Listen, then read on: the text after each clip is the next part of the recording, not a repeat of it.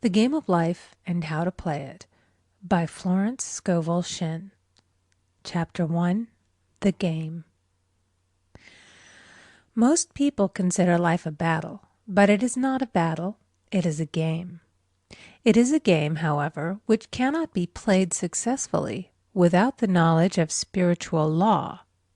And the Old and the New Testaments give the rules of the game with wonderful clearness. Jesus Christ taught that it was a great game of giving and receiving. Whatsoever a man soweth, that shall he also reap. This means that whatever man sends out in word or deed will return to him. What he gives, he will receive. If he gives hate, he will receive hate. If he gives love, he will receive love. If he gives criticism, he will receive criticism. If he lies, he will be lied to. If he cheats, he will be cheated. We are taught also that the imaging faculty plays a leading part in the game of life. Keep thy heart, or imagination, with all diligence, for out of it are the issues of life. Proverbs 4:23. This means that what man images sooner or later externalizes in his affairs. I know of a man who feared a certain disease.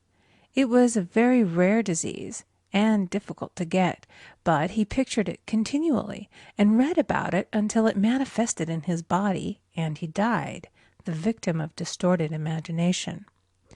So we see, to play successfully the game of life, we must train the imaging faculty. A person with an imaging faculty trained to image only good brings into his life every righteous desire of his heart. Health, wealth, love, friends, perfect self-expression, his highest ideals.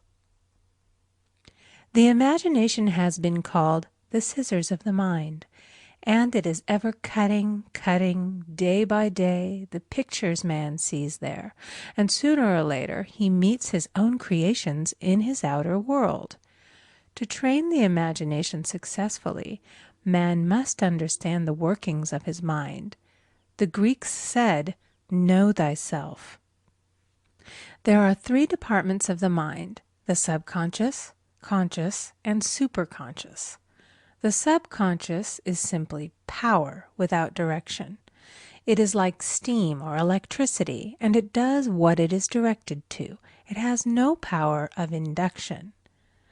Whatever man feels deeply or images clearly is impressed upon the subconscious mind and carried out in minutest detail.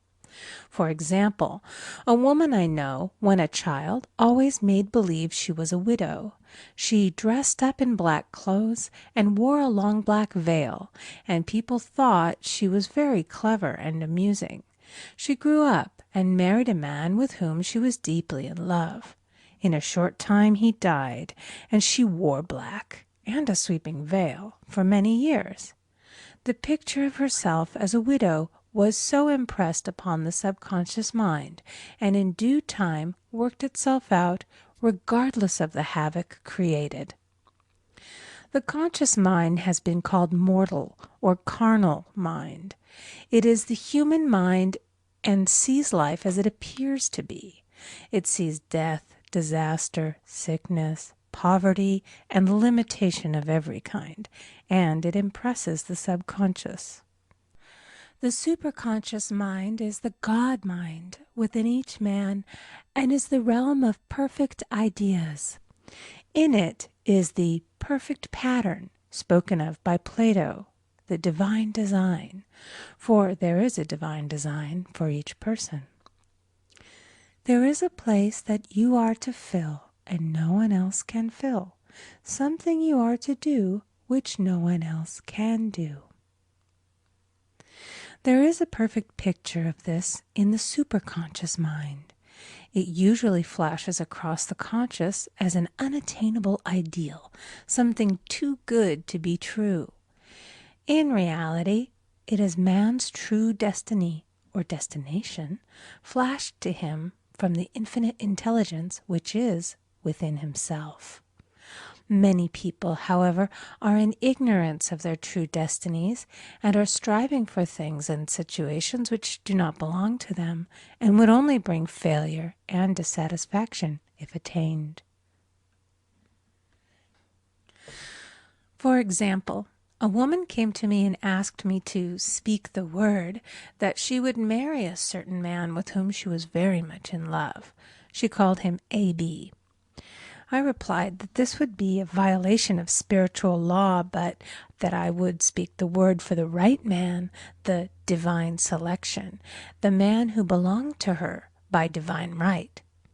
I added, if A.B. is the right man, you can't lose him, and if he isn't, you will receive his equivalent. She saw A.B. frequently, but no headway was made in their friendship. One evening she called and said, "Do you know, for the last week, A.B. hasn't seemed so wonderful to me." I replied, "Maybe he is not the divine selection. Another man may be the right one." Soon after that, she met another man who fell in love with her at once and who said she was his ideal.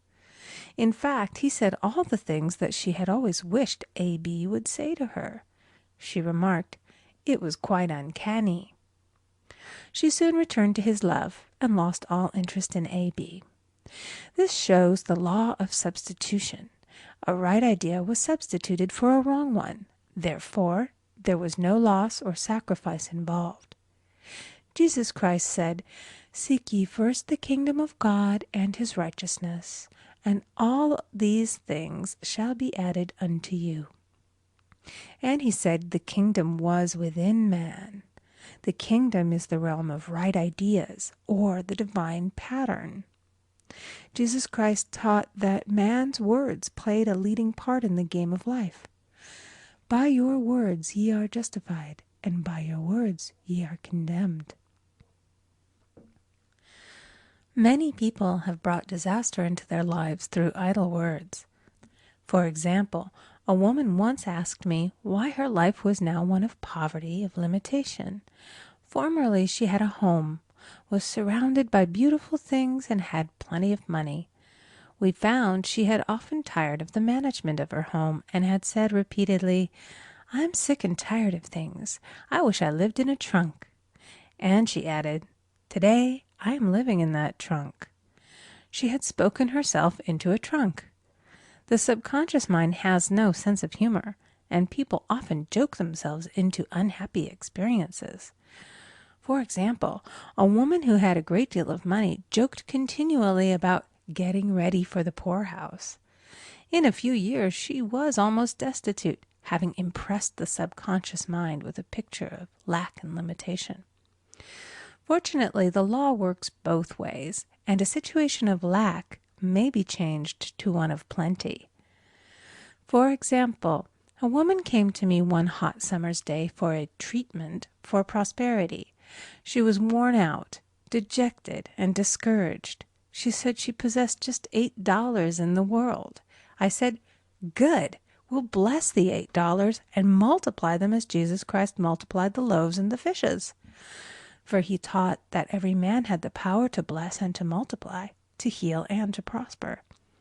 She said, "What shall I do next?" I replied, "Follow intuition. Have you a hunch to do anything or to go anywhere?" Intuition means intuition, or to be taught from within. It is man's unerring guide, and I will deal more fully with its laws in a following chapter.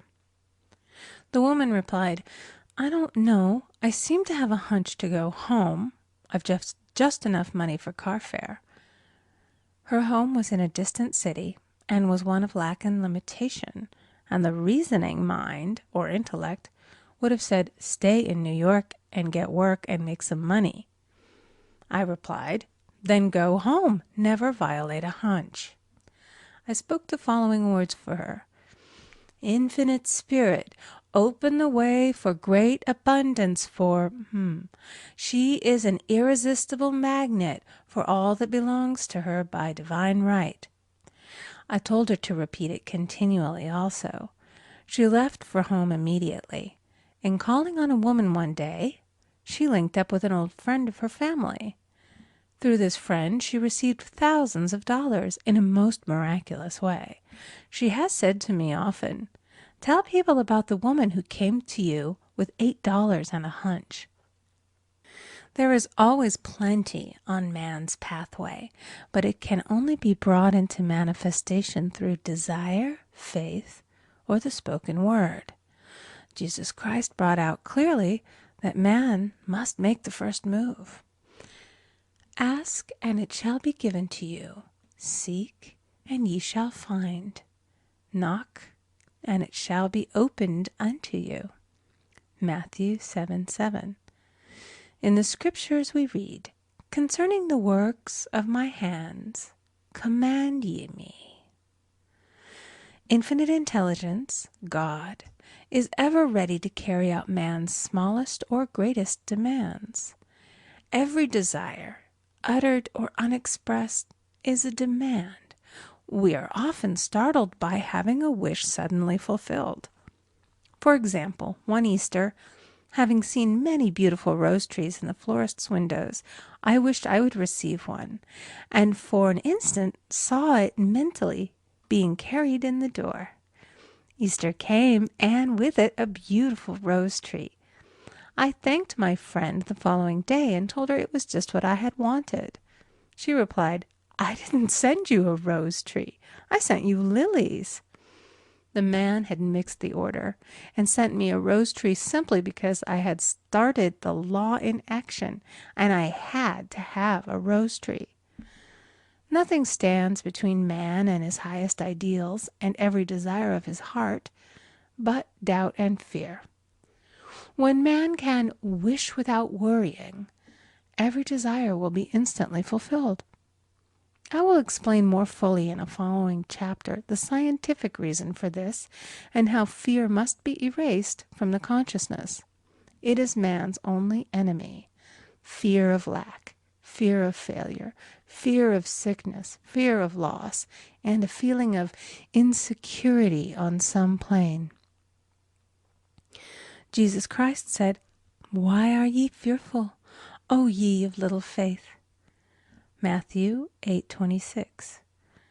So we can see we must substitute faith for fear is only inverted faith. It is faith in evil instead of good. The object of the game of life is to see clearly one's good and to obliterate all mental pictures of evil. This must be done by impressing the subconscious mind with a realization of good. A very brilliant man who has attained great success told me he had suddenly erased all fear from his consciousness by reading a sign which hung in a room.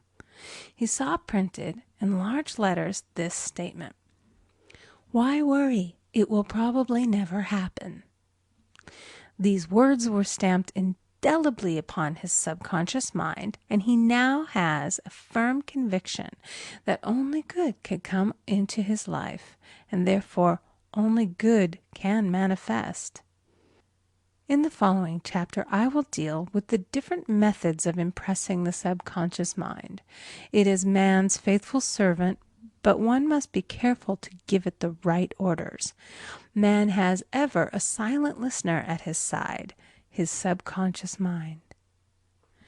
Every thought, every word is impressed upon it and carried out in amazing detail. It is like a singer making a record on the sensitive disc of the phonographic plate. Every note and tone of the singer's voice is registered. If he coughs or hesitates, it is registered also. So let us break all the old bad records in the subconscious mind, the records of our lives which we do not wish to keep, and make new and beautiful ones. Speak these words aloud with power and conviction. I now smash and demolish by my spoken word every untrue record in my subconscious mind. They shall return to the dust heap of their native nothingness, for they came from my own vain imaginings. I now make my perfect records through the Christ within, the records of health, wealth, love, and perfect self-expression. This is the square of life, the game completed. In the following chapters, I will show how man can change his conditions by changing his words. Any man who does not know the power of the word is behind the times. Death and life are in the power of the tongue. Proverbs 18:21. Chapter 2. The Law of Prosperity. Yea, the Almighty shall be thy defense, and thou shalt have plenty of silver. One of the greatest messages given to the race through the Scriptures is that God is man's supply, and that man can release through his spoken word all that belongs to him by divine right. He must, however, have perfect faith in his spoken word. Isaiah said, My word shall not return unto me void, but shall accomplish that whereunto it is sent. We know now that words and thoughts are a tremendous vibratory force, ever molding man's body and affairs. A woman came to me in great distress and said she was to be sued on the 15th of the month for $3,000. She knew no way of getting the money and was in despair. I told her that God was her supply, and that there is a supply for every demand. So I spoke the word. I gave thanks that the woman would receive $3,000 at the right time in the right way. I told her she must have perfect faith and act her perfect faith. The 15th came, but no money had materialized. She called me on the phone and asked what she was to do. I replied, It is Saturday, so they won't sue you today. Your part is to act rich, thereby showing perfect faith that you will receive it by Monday. She asked me to lunch with her to keep her courage. When I joined her at a restaurant, I said, This is no time to economize. Order an expensive luncheon and act as if you have already received the $3,000. All things whatsoever ye ask in prayer, believing ye shall receive. You must act as if you had already received. The next morning she called me on the phone and asked me to stay with her during the day. I said, No, you are divinely protected and God is never too late. In the evening she phoned again, greatly excited, and said, My dear, a miracle has happened. I was sitting in my room this morning when the doorbell rang. I said to the maid, Don't let anyone in. The maid, however, looked out the window and said, It's your cousin with the long white beard. So I said, Call him back. I would like to see him. And he was just turning the corner when he heard the maid's voice, and he came back. He talked for about an hour, and just as he was leaving, he said, Oh, by the way, how are finances? I told him I needed the money, and he said, Why, my dear, I will give you $3,000 the first of the month. I didn't like to tell him that I was going to be sued. What shall I do? I won't receive it till the first of the month, and I must have it tomorrow. I said, I'll keep on treating. I said, Spirit is never too late. I give thanks that she has received the money on the invisible plane and that it manifests on time. The next morning, her cousin called her up and said, Come to my office this morning, and I will give you the money. That afternoon, she had $3,000 to her credit in the bank and wrote checks as rapidly as her excitement would permit. If one asks for success and prepares for failure, he will get the situation he has prepared for. For example, a man came to me asking me to speak the word that a certain debt would be wiped out. I found he spent his time planning what he would say to the man when he did not pay his bill, therefore neutralizing my words. He should have seen himself paying the debt.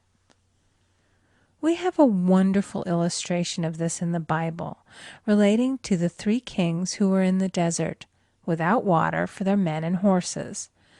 They consulted the prophet Elisha, who gave them this astonishing message. Thus saith the Lord, Ye shall not see wind, neither shall ye see rain, yet make this valley full of ditches. Man must prepare for the thing he has asked for when there isn't the slightest sign of it in sight.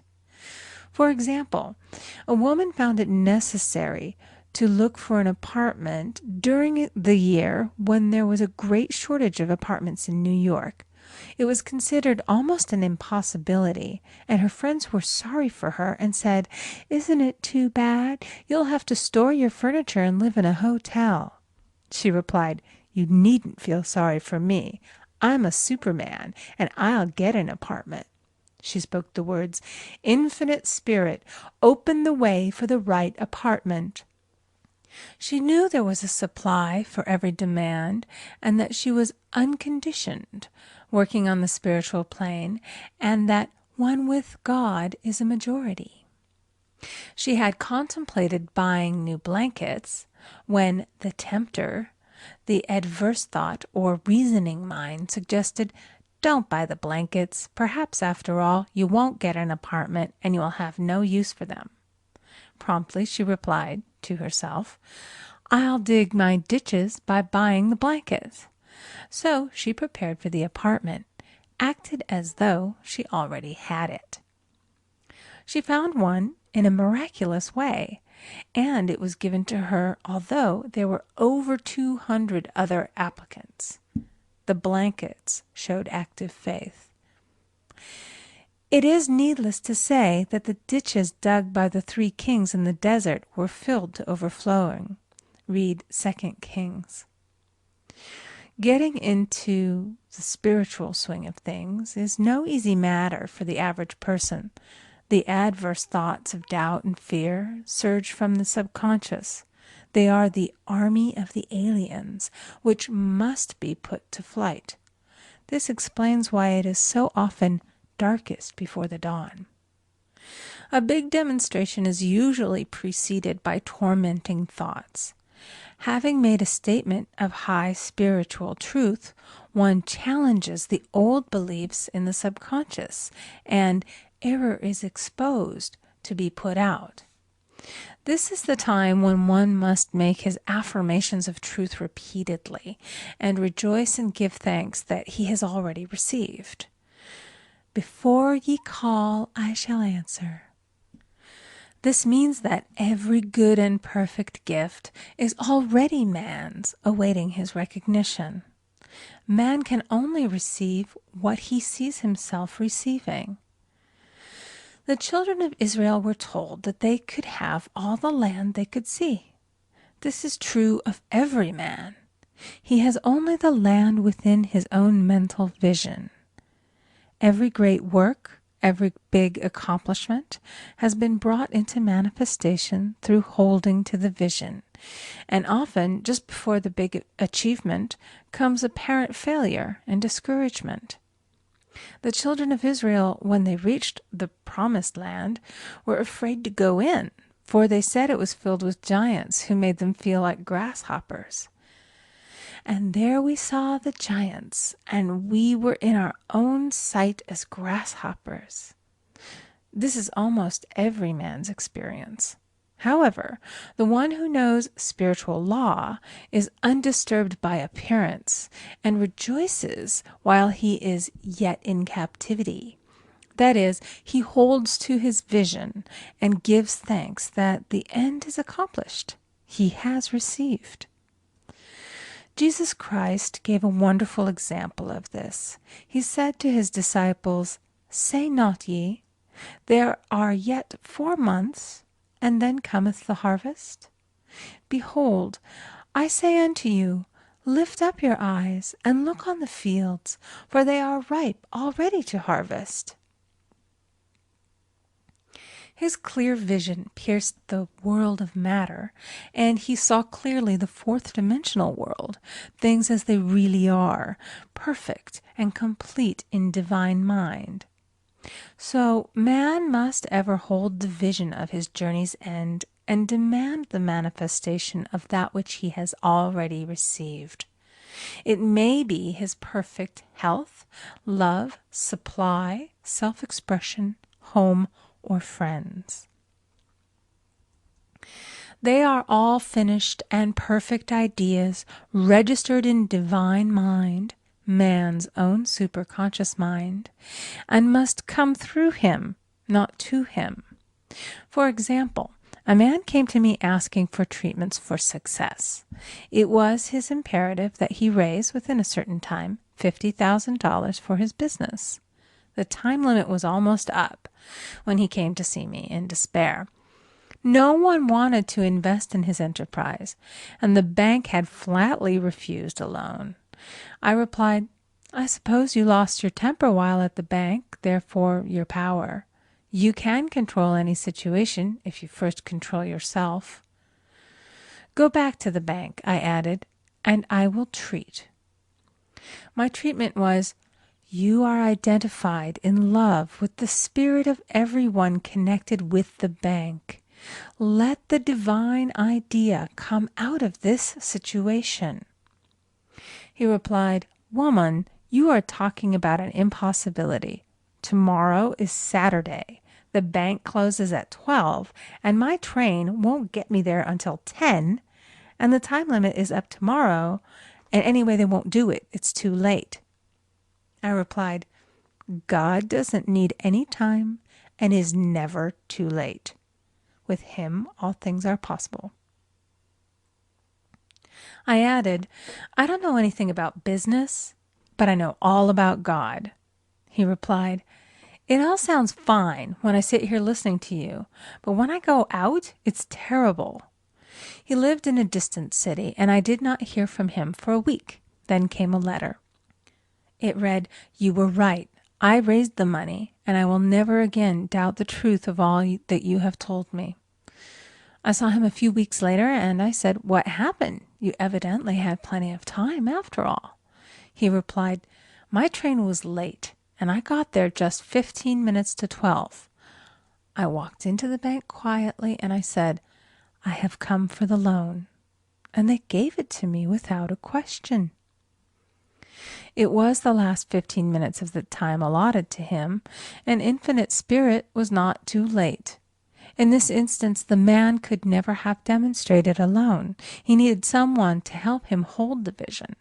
This is what one man can do for another. Jesus Christ knew the truth of this when he said, "If two of you shall agree on earth as touching anything that they shall ask, it shall be done for them of my Father which is in heaven." One gets too close to his own affairs and becomes doubtful and fearful. The friend or healer sees clearly the success, health, or prosperity and never wavers because he is not close to the situation. It is much easier to demonstrate for someone else than for oneself, so a person should not hesitate to ask for help if he feels himself wavering. A keen observer of life once said, "No man can fail if some one person sees him successful."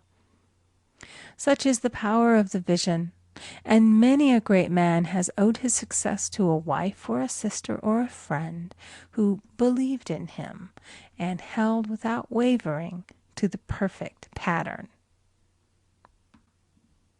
Chapter 3. The Power of the Word.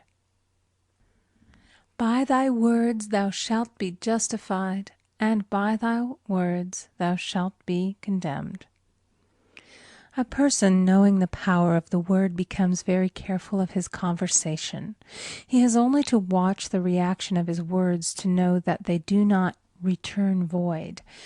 Through his spoken word, man is continually making laws for himself. I knew a man who said, "I always miss a car. It invariably pulls out just as I arrive." His daughter said, "I always catch a car. It's sure to come just as I get there." This occurred for years. Each had made a separate law for himself, one of failure, one of success. This is the psychology of superstitions. The horseshoe or rabbit's foot contains no power, but man's spoken word and belief that it will bring him good luck creates expectancy in the subconscious mind and attracts a lucky situation. I find, however, this will not work when a man has advanced spiritually and knows a higher law. One cannot turn back, and one must put away graven images.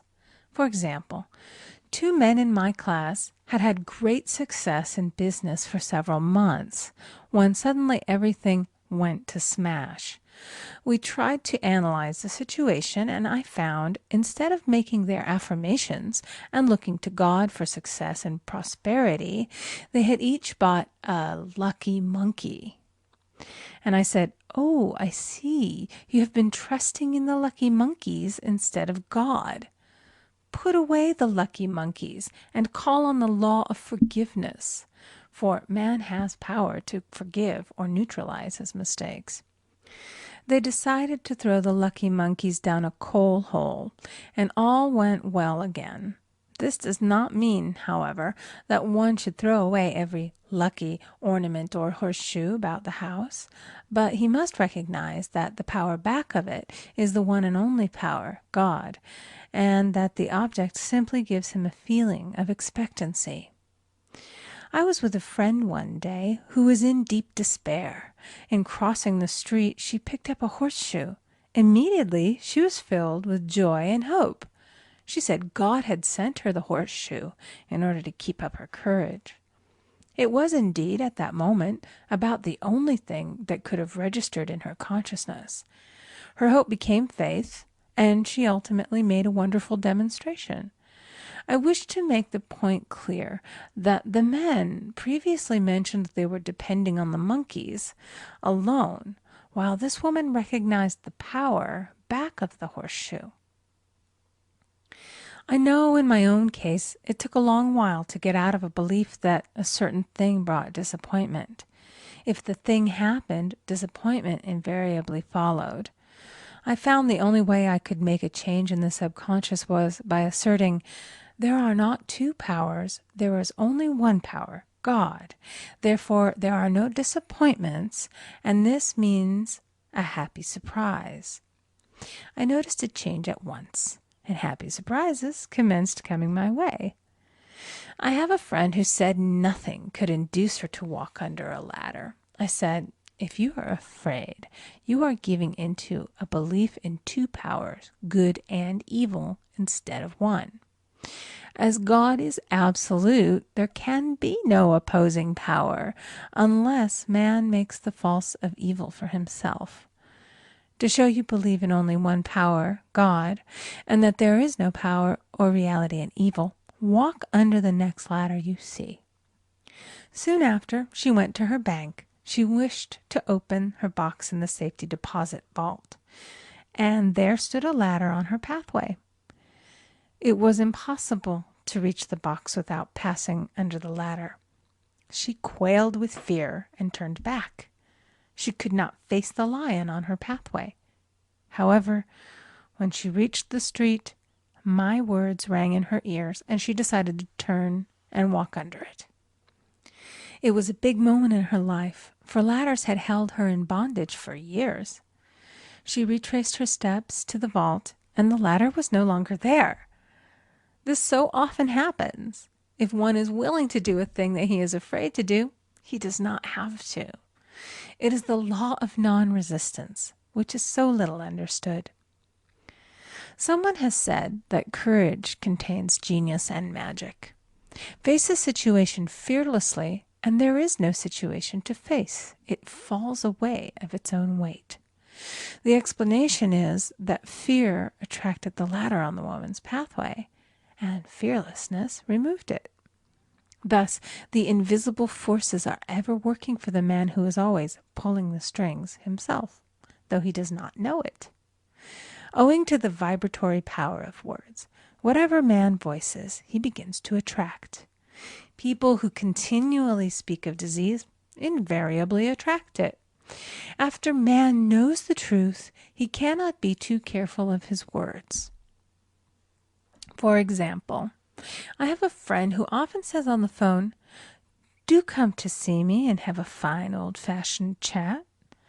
This old-fashioned chat means an hour of about 500 to 1,000 destructive words, the principal topics being loss, lack, failure, and sickness. I reply, "No, thank you. I've had enough old-fashioned chats in my life. They are too expensive, but I will be glad to have a new-fashioned chat and talk about what we want, not what we don't want." There is an old saying that man only dares to use his words for three purposes: to heal, bless, or prosper. What man says of others will be said of him, and what he wishes for another he is wishing for himself. Curses like chickens come home to roost. If a man wishes someone bad luck, he is sure to attract bad luck himself. If he wishes to aid someone to success, he is wishing and aiding himself to success. The body may be renewed and transformed through the spoken word and clear vision, and disease be completely wiped out of the consciousness. The metaphysician knows that all disease has a mental correspondence, and in order to heal the body, one must first heal the soul. The soul is the subconscious mind, and it must be saved from wrong thinking. In the 23rd Psalm we read, "He restoreth my soul." This means that the subconscious mind or soul must be restored with the right ideas, and the mystical marriage is the marriage of the soul and the spirit, or the subconscious and superconscious mind. They must be one. When the subconscious is flooded with the perfect ideas of the superconscious, God and man are one. I and the Father are one. That is, he is one with the realm of perfect ideas. He is the man made in God's likeness and image, imagination, and is given power and dominion over all created things, his mind, body, and affairs. It is safe to say that all sickness and unhappiness come from the violation of the law of love. A new commandment I give unto you, love one another. And in the game of life, love or goodwill takes every trick. For example, a woman I know had for years an appearance of a terrible skin disease. The doctors told her it was incurable and she was in despair. She was on the stage, and she feared she would soon have to give up her profession, and she had no other means of support. She, however, procured a good engagement, and on the opening night made a great hit. She received flattering notices from the critics, and was joyful and elated. The next day she received a notice of dismissal. A man in the cast had been jealous of her success and had caused her to be sent away. She felt hatred and resentment taking complete possession of her, and she cried out, "Oh God, don't let me hate that man." That night she worked for hours in the silence. She said, "I soon came into a very deep silence. I seemed to be at peace with myself, with the man, and with the whole world. I continued this for 2 following nights, and on the 3rd day I found I was healed completely of the skin disease." In asking for love or goodwill, she had fulfilled the law, for love is the fulfilling of the law, and the disease, which came from the subconscious resentment, was wiped out. Continual criticism produces rheumatism, as critical, inharmonious thoughts cause unnatural deposits in the blood which settle in the joints. False growths are caused by jealousy, hatred, unforgiveness, fear, etc. Every disease is caused by a mind not at ease.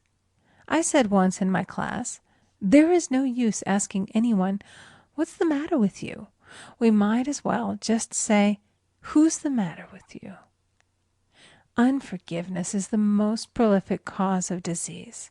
It will harden arteries or liver and affect the eyesight. In its train are endless ills. I called on a woman one day who said she was ill from having eaten a poisoned oyster. I replied, "Oh no, the oyster was harmless. You poisoned the oyster. What's the matter with you?" She answered, "Oh, about 19 people." She had quarreled with 19 people and had become so inharmonious that she attracted the wrong oyster. Any inharmony on the external indicates there is mental inharmony. As the within, so the without. Man's only enemies are within himself, and a man's foes shall be they of his own household. Personality is one of the last enemies to be overcome, as this planet is taking its initiation in love. It was Christ's message, peace on earth, goodwill toward man. The enlightened man, therefore, endeavors to perfect himself upon his neighbor. His work is within himself, to send out goodwill and blessings to every man, and the marvelous thing is that if one blesses a man, he has no power to harm him. For example, a man came to me asking him to treat for success in business. He was selling machinery, and a rival appeared on the scene with what he proclaimed was a better machine, and my friend feared defeat. I said, "First of all, we must wipe out all fear, and know that God protects your interests, and that the divine idea must come out of the situation. That is, the right machine will be sold by the right man to the right man." And I added, "Don't hold one critical thought toward that man. Bless him all day and be willing not to sell your machine if it isn't the divine idea." So he went to the meeting, fearless and non-resistant, and blessing the other man. He said the outcome was very remarkable. The other man's machine refused to work, and he sold his without the slightest difficulty. But I say unto you, love your enemies, bless them that curse you, do good to them that hate you, and pray for them which spitefully use you and persecute you. Goodwill produces a great aura of protection about the one who sends it, and no weapon that is formed against him shall prosper. In other words, love and goodwill destroy the enemies within oneself. Therefore, one has no enemies on the external. There is peace on earth for him who sends goodwill to man. Chapter 4. The Law of Nonresistance. Resist not evil, be not overcome of evil, but overcome evil with good.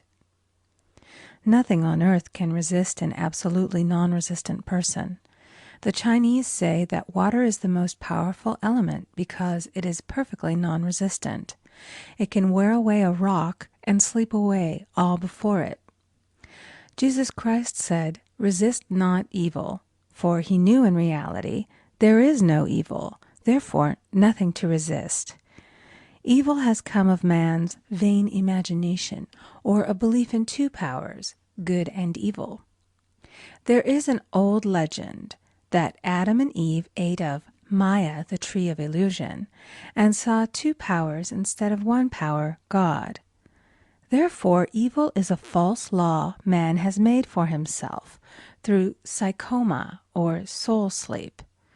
Soul sleep means that man's soul has been hypnotized by the race belief of sin, sickness, and death, etc., which is carnal or mortal thought, and his affairs have outpictured his illusions. We have read in a preceding chapter that man's soul is his subconscious mind, and whatever he feels deeply, good or bad, is outpictured by that faithful servant. His body and affairs show forth what he has been picturing. The sick man has pictured sickness, the poor man poverty, the rich man wealth. Young people often say, "Why does a little child attract illness?" when it is too young to even know what it means. I answer that children are sensitive and receptive to the thoughts of others about them, and often outpicture the fears of their parents. I heard a metaphysician once say, "If you do not run your subconscious mind yourself, someone else will run it for you." Mothers often, unconsciously, attract illness and disaster to their children by continually holding them in thoughts of fear and watching for symptoms. For example, a friend asked a woman if her little girl had had the measles. She replied promptly, "Not yet."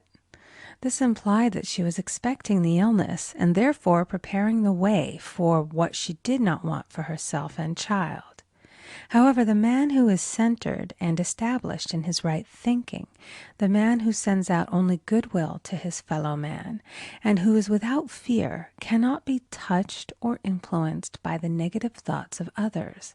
In fact, he could then receive only good thoughts, as he himself sends forth only good thoughts.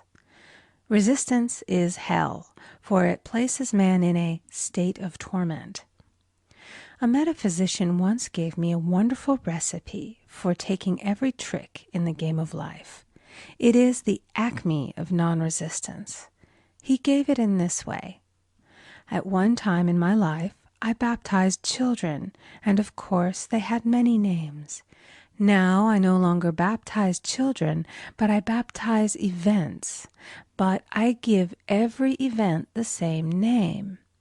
If I have a failure, I baptize it success. In the name of the Father, and of the Son, and of the Holy Ghost. In this we see the great law of transmutation, founded on non-resistance. Through his spoken word, every failure was transmuted into success. For example, a woman who required money, who knew the spiritual law of opulence, was thrown continually in a business way with a man who made her feel very poor. He talked lack and limitation, and she commenced to catch his poverty thoughts. So she disliked him and blamed him for her failure. She knew in order to demonstrate her supply, she must first feel that she had received. A feeling of opulence must precede its manifestation. It dawned upon her one day that she was resisting the situation and seeing two powers instead of one. So she blessed the man and baptized the situation. Success, she affirmed. As there is only one power, God, this man is here for my good and my prosperity, just what he did not seem to be there for. Soon after that, she met, through this man, a woman who gave her, for a service rendered, several $1,000s, and the man moved to a distant city and faded harmoniously from her life. Make the statement, "Every man is a golden link in the chain of my good," for all men are God in manifestation, awaiting the opportunity given by man himself to serve the divine plan of his life. Bless your enemy, and you rob him of his ammunition. His arrows will be transmuted into blessings. This law is true of nations as well as individuals. Bless a nation, send love and goodwill to every inhabitant, and it is robbed of its power to harm. Man can only get the right idea of non-resistance through spiritual understanding. My students have often said, "I don't want to be a doormat." I reply, when you use non-resistance with wisdom, no one will ever be able to walk over you. Another example. One day I was impatiently awaiting an important telephone call. I resisted every call that came in and made no outgoing calls myself, reasoning that it might interfere with the one I was awaiting. Instead of saying, "Divine ideas never conflict, the call will come at the right time," leaving it to infinite intelligence to arrange, I commenced to manage things myself. I made the battle mine, not God's, and remained tense and anxious. The bell did not ring for about an hour, and I glanced at the phone and found the receiver had been off that length of time, and the phone was disconnected. My anxiety, fear, and belief in interference had brought on a total eclipse of the telephone. Realizing what I had done, I commenced blessing the situation at once. I baptized it success and affirmed, I cannot lose any call that belongs to me by divine right. I am under grace and not under law. A friend rushed out to the nearest telephone to notify the company to reconnect. She entered a crowded grocery, but the proprietor left his customers and attended to the call himself.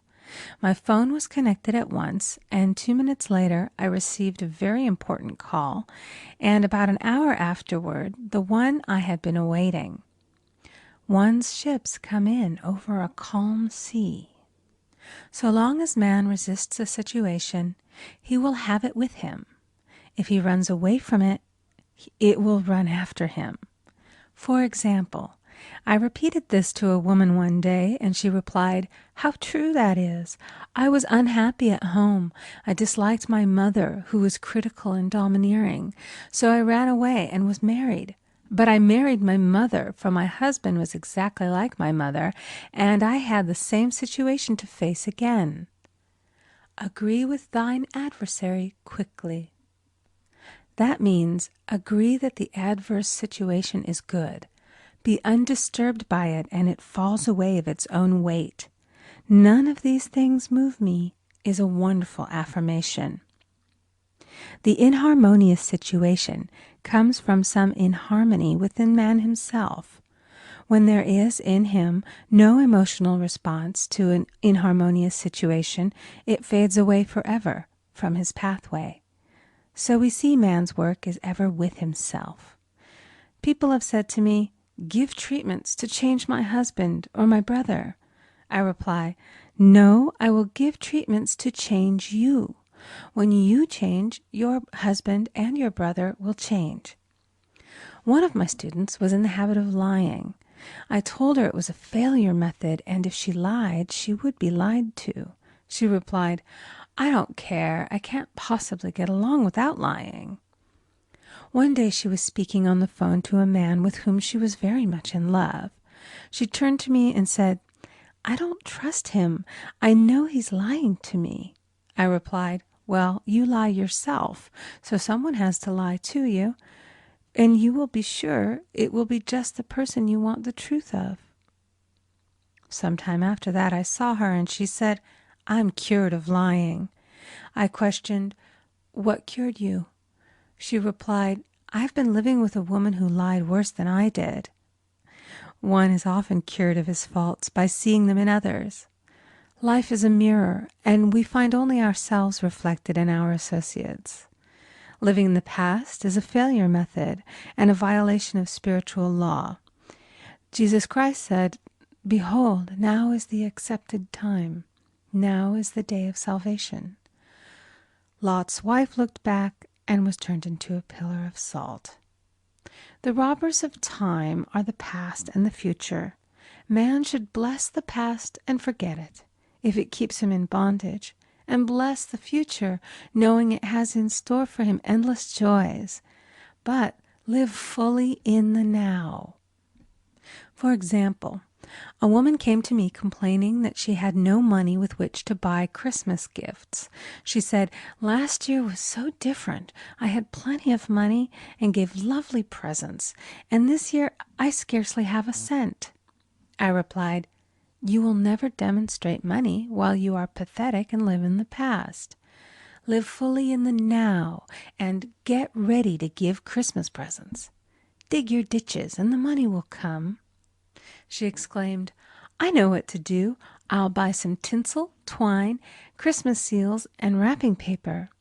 I replied, "Do that, and the presents will come and stick themselves to the Christmas seals."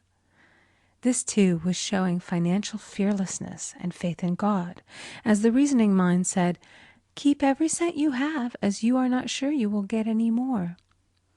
She bought her seals, paper, and twine, and a few days before Christmas received a gift of several $100s. Buying the seals and twine had impressed the subconscious with expectancy and opened the way for the manifestation of the money. She purchased all the presents in plenty of time. Man must live suspended in the moment. Look well, therefore, to this day, such is the salutation of the dawn. He must be spiritually alert, ever waiting his leads, taking advantage of every opportunity. One day I said continually, silently, "Infinite Spirit, don't let me miss a trick." And something very important was told to me that evening. It is most necessary to begin the day with the right words. Make an affirmation immediately upon waking. For example, "Thy will be done this day. Today is a day of completion. I give thanks for this perfect day. Miracle shall follow miracle, and wonders shall never cease." Make this a habit, and one will see wonders and miracles come into his life. One morning I picked up a book and read, "Look with wonder at that which is before you." It seemed to be my message for the day, so I repeated it again and again. Look with wonder at that which is before you. At about noon, a large sum of money was given to me, which I had been desiring for a certain purpose. In the following chapter, I will give affirmations that I have found most effective. However, one should never use an affirmation unless it is absolutely satisfying and convincing to his own consciousness. And often, an affirmative is changed to suit different people. For example, the following has brought success to many. I have a wonderful work in a wonderful way. I give wonderful service for wonderful pay. I gave the first 2 lines to one of my students, and she added the last 2. It made a most powerful statement, as there should always be perfect payment for perfect service, and a rhyme sinks easily into the subconscious. She went about singing it aloud, and soon did receive wonderful work in a wonderful way, and gave wonderful service for wonderful pay. Another student, a businessman, took it and changed the word to business. He repeated, "I have a wonderful business in a wonderful way, and I give wonderful service for wonderful pay." That afternoon he made a $41,000 deal, though there had been no activity in his affairs for months. Every affirmation must be carefully worded and completely cover the ground. For example, I knew a woman who was in great need and made a demand for work. She received a great deal of work, but was never paid anything. She now knows to add wonderful service for wonderful pay. It is man's divine right to have plenty, more than enough. His barns should be full, and his cup should flow over. This is God's idea for man, and when man breaks down the barriers of lack in his own consciousness, the golden age will be his, and every righteous desire of his heart fulfilled. Chapter 5. The Law of Karma and the Law of Forgiveness. Man receives only that which he gives. The game of life is a game of boomerangs. Man's thoughts, deeds, and words return to him sooner or later with astounding accuracy. This is the law of karma, which is Sanskrit for comeback.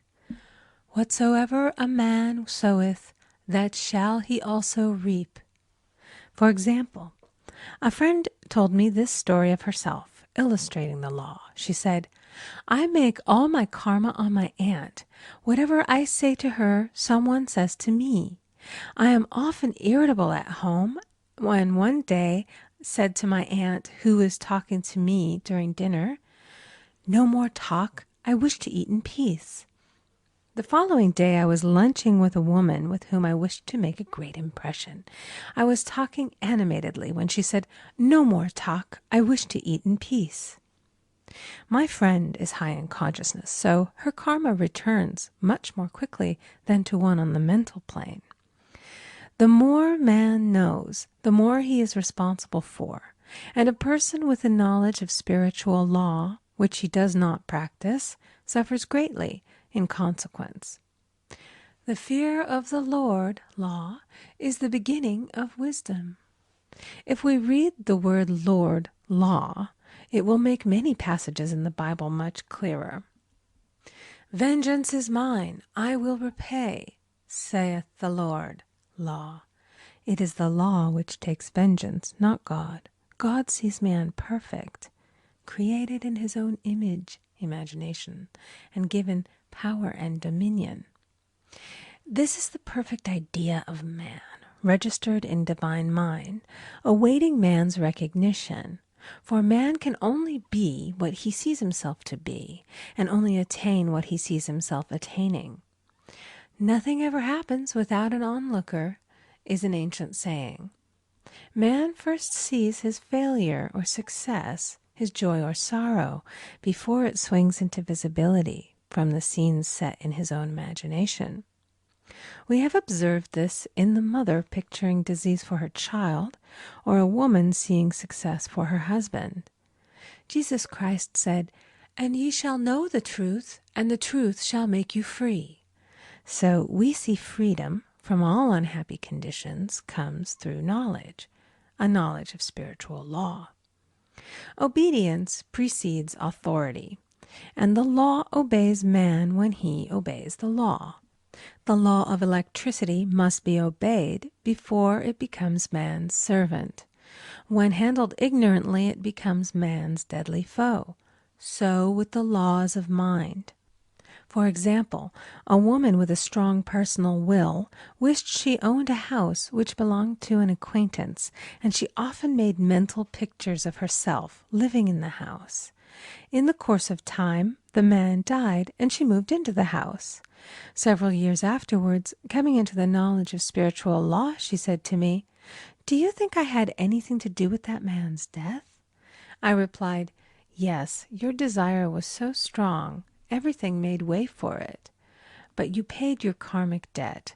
Your husband, whom you loved devotedly, died soon after, and the house was a white elephant on your hands for many years." The original owner, however, could not have been affected by her thoughts had he been positive in the truth, nor her husband, but they were both under karmic law. The woman should have said, feeling the great desire for the house, "Infinite intelligence, give me the right house, equally as charming as this, the house which is mine by divine right." The divine selection would have given perfect satisfaction and brought good to all. The divine pattern is the only safe pattern to work by. Desire is a tremendous force and must be directed in the right channels, or chaos ensues. In demonstrating, the most important step is the first step, to ask aright. Man should always demand only that which is his by divine right. To go back to the illustration, had the woman taken this attitude, "If this house I desire is mine, I cannot lose it. If it is not, give me its equivalent," the man might have decided to move out harmoniously had it been the divine selection for her, or another house would have been substituted. Anything forced into manifestation through personal will is always ill-got and has ever bad success. Man is admonished, "My will be done, not thine."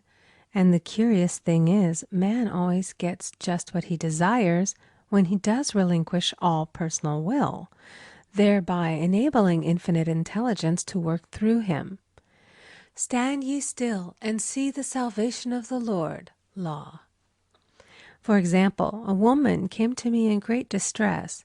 Her daughter had determined to take a very hazardous trip, and the mother was filled with fear. She said she had used every argument, had pointed out the dangers to be encountered, had forbidden her to go, but the daughter became more and more rebellious and determined.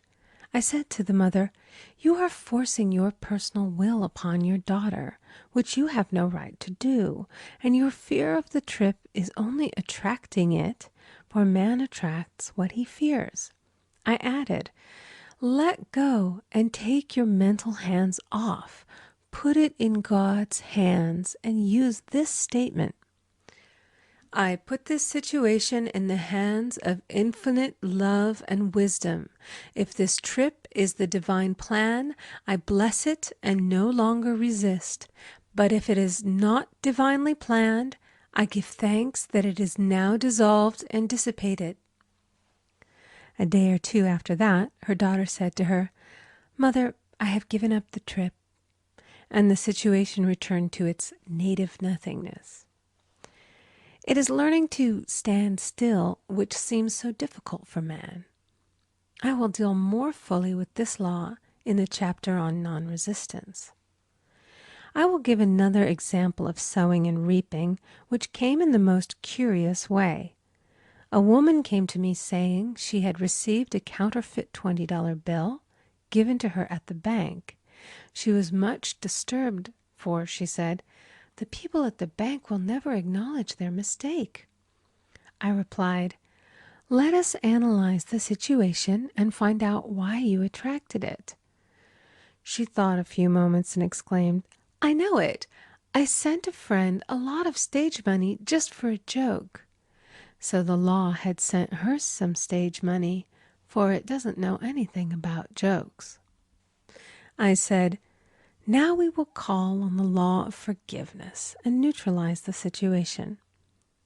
Christianity is founded upon the law of forgiveness. Christ has redeemed us from the curse of the karmic law, and the Christ within each man is his redeemer and salvation from all inharmonious conditions. So I said, "Infinite Spirit, we call on the law of forgiveness and give thanks that she is under grace and not under law, and cannot lose this $20, which is hers by divine right." "Now," I said, "go back to the bank and tell them, fearlessly, that it was given you there by mistake." She obeyed, and to her surprise, they apologized and gave her another bill, treating her most courteously. So knowledge of the law gives man power to rub out his mistakes. Man cannot force the external to be what he is not. If he desires riches, he must be rich first in consciousness. For example, a woman came to me asking treatment for prosperity. She did not take much interest in her household affairs, and her home was in great disorder. I said to her, "If you wish to be rich, you must be orderly. All men with great wealth are orderly, and order is heaven's first law." I added, "You will never become rich with a burnt match in the pincushion." She had a good sense of humor and commenced immediately putting her house in order. She rearranged furniture, straightened out her bureau drawers, cleaned rugs, and soon made a big financial demonstration, a gift from a relative.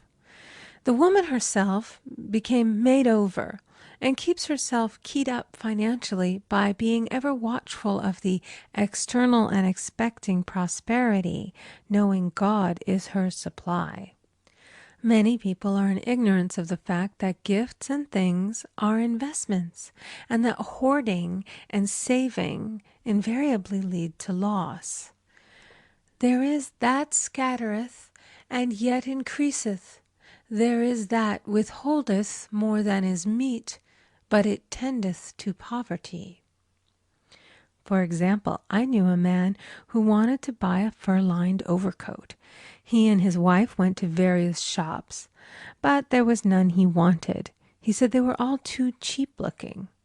At last he was shown one the salesman said was valued at $1,000, but which the manager would sell him for $500, as it was late in the season. His financial possessions amounted to about $700. The reasoning mind would have said, "You can't afford to spend nearly all you have on a coat."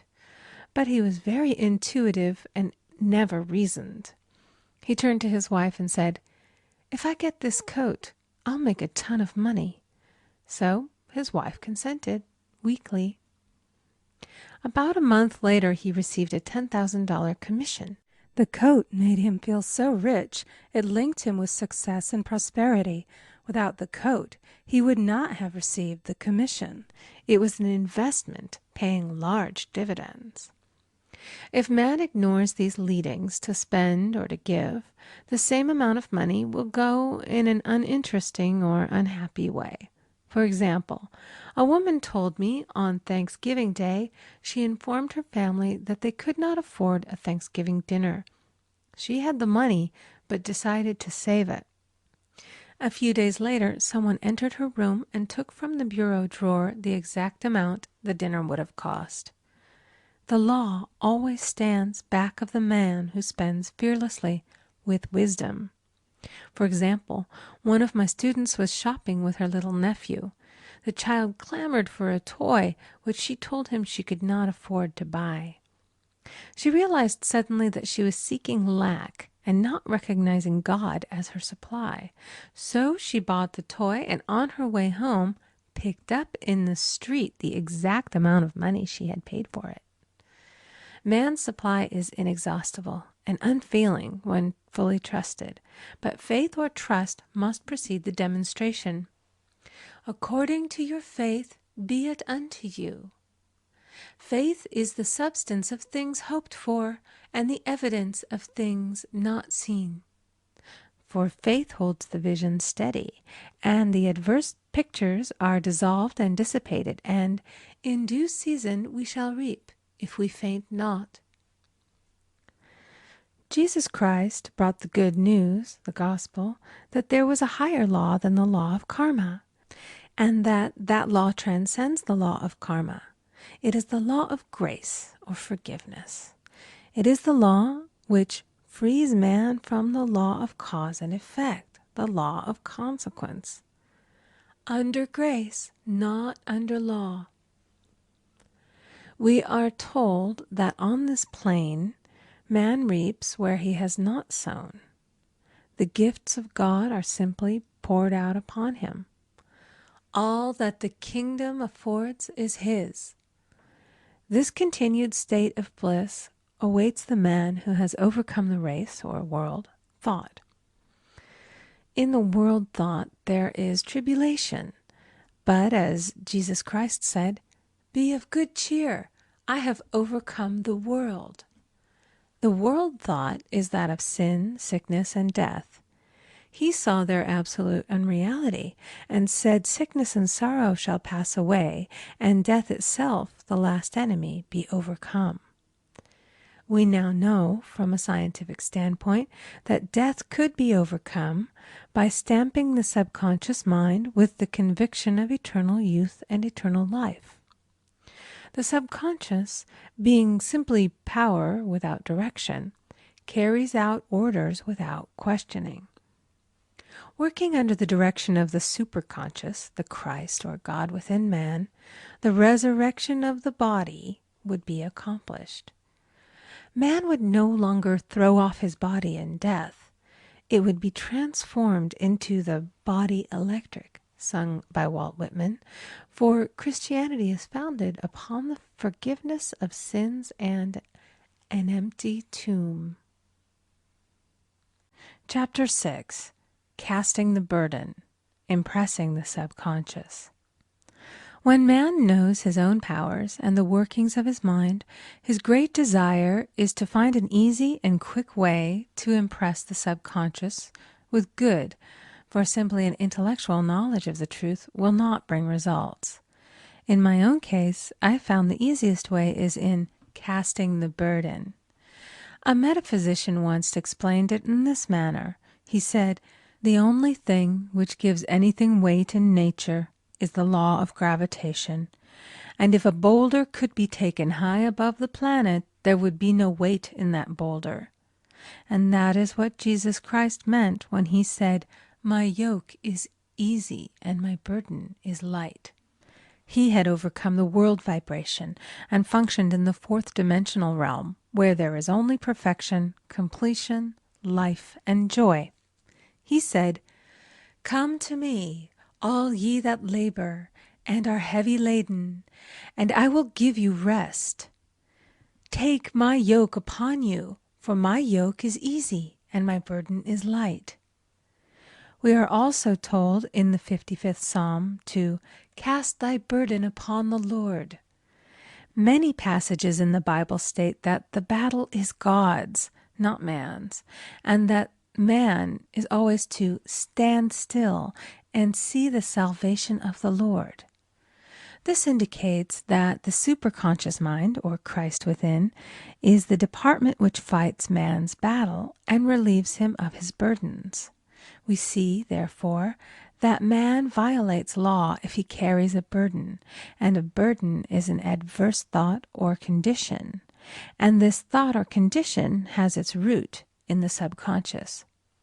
It seems almost impossible to make any headway directing the subconscious from the conscious or reasoning mind, as the reasoning mind, the intellect, is limited in its conceptions and filled with doubts and fears. How scientific is it, then, to cast the burden upon the superconscious mind, or Christ within, where it is made light or dissolved into its native nothingness? For example, a woman in urgent need of money may light upon the Christ within, the superconscious, with the statement, "I cast this burden of lack on the Christ within, and I go free to have plenty." The belief in lack was her burden, and as she cast it upon the superconscious with its belief of plenty, an avalanche of supply was the result. We read, "The Christ in you, the hope of glory." Another example. One of my students had been given a new piano, and there was no room in her studio for it until she had moved out the old one.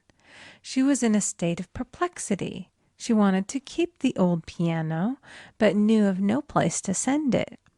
She became desperate, as the new piano was to be sent immediately. In fact, was on its way, with no place to put it. She said it came to her to repeat, "I cast this burden on the Christ within, and I go free." A few minutes later, her phone rang, and a woman friend asked if she might rent her old piano, and it was moved out. A few minutes before, the new one arrived. I knew a woman whose burden was resentment. She said, "I cast this burden of resentment on the Christ within, and I go free to be loving, harmonious, and happy." The almighty superconscious flooded the subconscious with love, and her whole life was changed. For years, resentment had held her in a state of torment and imprisoned her soul, the subconscious mind. The statement should be made over and over and over, sometimes for hours at a time, silently or audibly, with quietness but determination. I have often compared it to winding up a Victrola. We must wind ourselves up with spoken words. I have noticed in casting the burden, after a little while, one seems to see clearly. It is impossible to have clear vision while in the throes of carnal mind. Doubts and fear poison the mind and body, and imagination runs riot, attracting disaster and disease. In steadily repeating the affirmation, "I cast this burden on the Christ within and go free," the vision clears, and with it a feeling of relief, and sooner or later comes the manifestation of good, be it health, happiness, or supply. One of my students once asked me to explain the darkness before the dawn. I referred in a preceding chapter to the fact that often, before the big demonstration, everything seems to go wrong, and deep depression clouds the consciousness. It means that out of the subconscious are rising the doubts and fears of the ages. These old derelicts of the subconscious rise to the surface to be put out. It is then that man should clap his cymbals, like Jehoshaphat, and give thanks that he is saved, even though he seems surrounded by the enemy, the situation of lack or disease. The student continued, "How long must one remain in the dark?"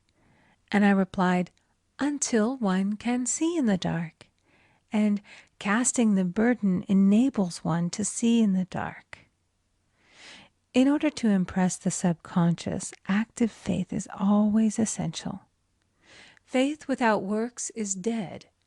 In these chapters, I have endeavored to bring out this point. Jesus Christ showed active faith when he commanded the multitude to sit down on the ground before he gave thanks for the loaves and the fishes. I will give another example showing how necessary this step is. In fact, active faith is the bridge over which man passes to his promised land. Through misunderstanding, a woman had been separated from her husband, whom she loved deeply. He refused all offers of reconciliation and would not communicate with her in any way.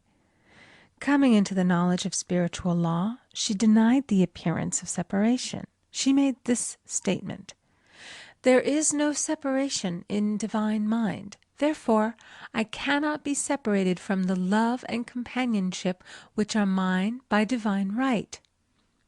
She showed active faith by arranging a place for him at the table every day, thereby impressing the subconscious with a picture of his return. Over a year passed, but she never wavered, and one day he walked in. The subconscious is often impressed through music. Music has a fourth-dimensional quality and releases the soul from imprisonment. It makes wonderful things seem possible and easy of accomplishment. I have a friend who uses her Victrola daily for this purpose. It puts her in perfect harmony and releases the imagination.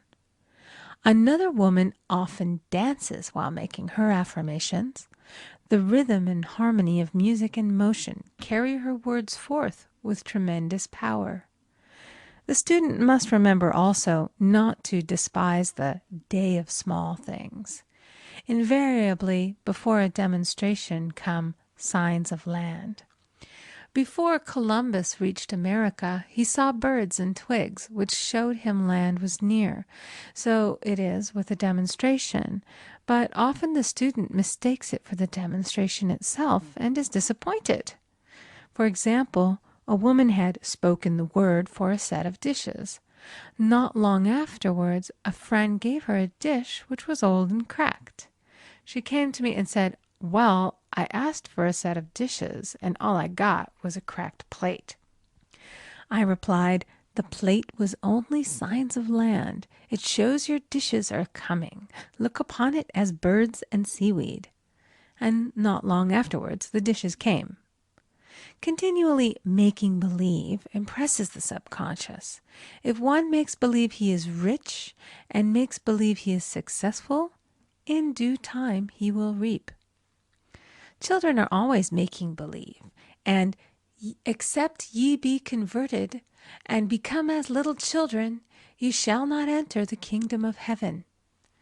For example, I know of a woman who was very poor, but no one could make her feel poor. She earned a small amount of money from rich friends who constantly reminded her of her poverty and to be careful and saving. Regardless of their admonitions, she would spend all her earnings on a hat or make someone a gift and be in a rapturous state of mind. Her thoughts were always centered on beautiful clothes and rings and things, but without envying others. She lived in the world of the wondrous, and only riches seemed real to her. Before long, she married a rich man, and the rings and things became visible. I do not know whether the man was the divine selection, but opulence had to manifest in her life, as she had imaged only opulence. There is no peace or happiness for man until he has erased all fear from the subconscious. Fear is misdirected energy and must be redirected or transmuted into faith. Jesus Christ said, "Why are ye fearful, O ye of little faith? All things are possible to him that believeth." I am asked so often by my students, "How can I get rid of fear?" I replied, "By walking up to the thing you are afraid of." The lion takes its fierceness from your fear. Walk up to the lion, and he will disappear. Run away, and he runs after you.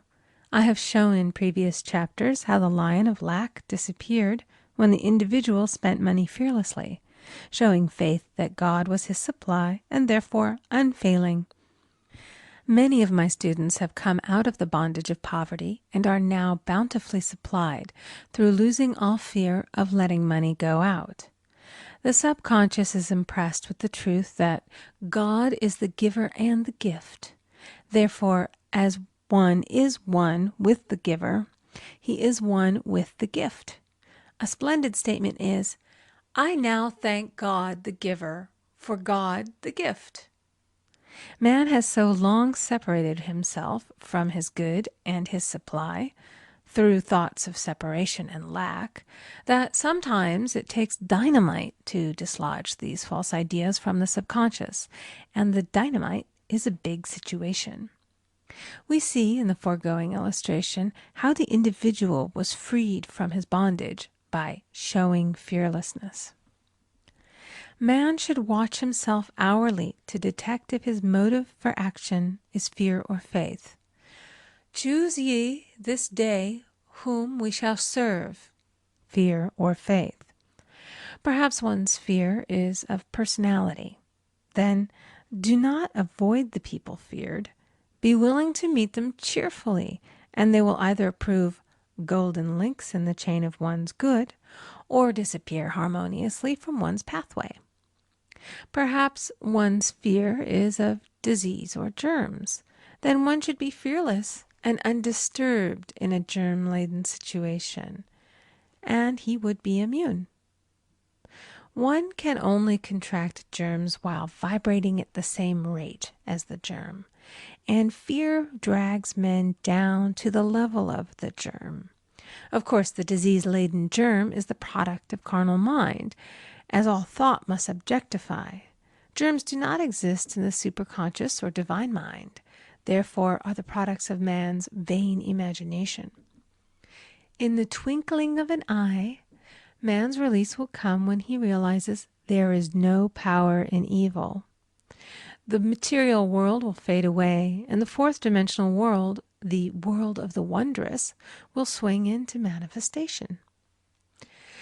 And I saw a new heaven and a new earth, and there shall be no more death, neither sorrow nor crying, neither shall there be any more pain, for the former things are passed away. Chapter 7. Love. Every man on this planet is taking his initiation in love. A new commandment I give unto you, that ye love one another. Ouspensky states in Tertium Organum that love is a cosmic phenomenon and opens to man the fourth dimensional world, the world of the wondrous. Real love is selfish and free from fear. It pours itself out upon the object of its affection without demanding any return. Its joy is in the joy of giving. Love is God in manifestation and the strongest magnetic force in the universe. Pure, unselfish love draws to itself its own. It does not need to seek or demand. Scarcely anyone has the faintest conception of real love. Man is selfish, tyrannical, or fearful in his affections, thereby losing the things he loves. Jealousy is the worst enemy of love, for the imagination runs riot, seeing the loved one attracted to another, and invariably these fears objectify if they are not neutralized. For example, a woman came to me in deep distress. The man she loved had left her for another woman, and said he never intended to marry her. She was torn with jealousy and resentment, and said she hoped he would suffer as he had made her suffer, and added, "How could he leave me when I loved him so much?" I replied, "You are not loving that man, you are hating him," and added, "You can never receive what you have never given. Give a perfect love, and you will receive a perfect love. Perfect yourself on this man. Give him a perfect, unselfish love, demanding nothing in return. Do not criticize or condemn, and bless him wherever he is." She replied, "No, I won't bless him unless I know where he is." "Well," I said, "that is not real love. When you send out real love will return to you, either from this man or his equivalent. For if this man is not the divine selection, you will not want him. As you are one with God, you are one with the love which belongs to you by divine right." Several months passed, and matters remained about the same, but she was working conscientiously within herself. I said, "When you are no longer disturbed by his cruelty, he will cease to be cruel, as you are attracting it through your own emotions." Then I told her of a brotherhood in India who never said good morning to each other. They used these words, "I salute the divinity in you." They saluted the divinity in every man and in the wild animals in the jungle, and they were never harmed, for they saw only God in every living thing. I said, "Salute the divinity in this man and say, 'I see your divine self only. I see you as God sees you, perfect, made in his image and likeness.'" She found she was becoming more poised and gradually losing her resentment. He was a captain, and she always called him the Cap. One day she said suddenly, "God bless the Cap, wherever he is." I replied, "Now that is real love, and when you have become a complete circle and are no longer disturbed by the situation, you will have his love or attract its equivalent." I was moving at this time and did not have a telephone, so was out of touch with her for a few weeks, when one morning I received a letter saying, "We are married." At the earliest opportunity, I paid her a call. My first words were, "What happened?" "Oh," she exclaimed, "a miracle! One day I woke up and all suffering had ceased. I saw him that evening and he asked me to marry him. We were married in about a week, and I have never seen a more devoted man." There is an old saying, "No man is your enemy, no man is your friend, every man is your teacher." So one should become impersonal and learn what each man has to teach him, and soon he would learn his lessons and be free. The woman's lover was teaching her selfish love, which every man sooner or later must learn. Suffering is not necessary for man's development. It is the result of violation of spiritual law, but few people seem able to rouse themselves from their soul sleep without it. When people are happy, they usually become selfish, and automatically the law of karma is set in action. Man often suffers loss through lack of appreciation. I knew a woman who had a very nice husband, but she said often, "I don't care anything about being married, but that is nothing against my husband. I'm simply not interested in married life." She had other interests and scarcely remembered she had a husband. She only thought of him when she saw him. One day her husband told her he was in love with another woman and left. She came to me in distress and resentment. I replied, "It is exactly what you spoke the word for. You said you didn't care anything about being married, so the subconscious worked to get you unmarried." She said, "Oh yes, I see. People get what they want and then feel very much hurt." She soon became in perfect harmony with the situation and knew they were both much happier apart. When a woman becomes indifferent or critical and ceases to be an inspiration to her husband, he misses the stimulus of their early relationship and is restless and unhappy. A man came to me dejected, miserable, and poor. His wife was interested in the science of numbers and had had him read. It seems the report was not very favorable, for he said, "My wife says I'll never amount to anything because I am a 2. I replied, "I don't care what your number is. You are a perfect idea in divine mind, and we will demand the success and prosperity which are already planned for you by that infinite intelligence."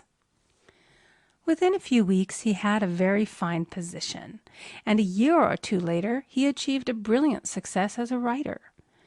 No man is a success in business unless he loves his work. The picture the artist paints for love of his art is his greatest work. The potboiler is always something to live down. No man can attract money if he despises it. Many people are kept in poverty by saying, "Money means nothing to me. I have a contempt for people who have it." This is the reason so many artists are poor. Their contempt for money separates them from it. I remember hearing one artist say of another, "He's no good as an artist, but he has money in the bank." This attitude of mind, of course, separates man from his supply. He must be in harmony with a thing in order to attract it. Money is God in manifestation, as freedom from want and limitation. But it must be always kept in circulation and put to right uses. Hoarding and saving react with grim vengeance. This does not mean that man should not have houses and lots, stocks and bonds, for the barns of the righteous man shall be full. It means that man should not hoard even the principal if an occasion arises when money is necessary. In letting it go out fearlessly and cheerfully, he opens the way for more to come in, for God is man's unfailing and inexhaustible supply. This is the spiritual attitude towards money, and the great bank of the universal never fails. We see an example of hoarding in the film production of Greed. The woman won $5,000 in a lottery, but would not spend it. She hoarded and saved, let her husband suffer and starve, and eventually she scrubbed floors for a living. She loved the money itself and put it above everything, and one night she was murdered and the money taken from her. This is an example of where love of money is the root of all evil. Money in itself is good and beneficial, but used for destructive purposes, hoarded and saved, or considered more important than love, brings disease and disaster and the loss of the money itself. Follow the path of love, and all things are added, for God is love, and God is supply. Follow the path of selfishness and greed, and the supply vanishes, or man is separated from it. For example, I knew the case of a very rich woman who hoarded her income. She rarely gave anything away, but bought and bought and bought things for herself. She was very fond of necklaces, and a friend once asked her how many she possessed. She replied, 67. She bought them and put them away, carefully wrapped in tissue paper. Had she used the necklaces, it would have been quite legitimate, but she was violating the law of use. Her closets were filled with clothes she never wore and jewels which never saw the light. The old woman's arms were gradually becoming paralyzed from holding on to things, and eventually she was considered incapable of looking after her affairs, and her wealth was handed over to others to manage. So man, in ignorance of the law, brings about his own destruction. All disease, all unhappiness come from the violation of the law of love. Man's boomerangs of hate, resentment, and criticism come back laden with sickness and sorrow. Love seems almost a lost art, but the man with the knowledge of spiritual law knows it must be regained, for without it he has become as sounding brass and tinkling cymbals. For example, I had a student who came to me month after month to clean her consciousness of resentment. After a while, she arrived at the point where she resented only one woman, but that one woman kept her busy. Little by little, she became poised and harmonious, and one day all resentment was wiped out. She came in radiant and exclaimed, "You can't understand how I feel. The woman said something to me, and instead of being furious, I was loving and kind. And she apologized and was perfectly lovely to me. No one can understand the marvelous lightness I feel within. Love and goodwill are invaluable in business.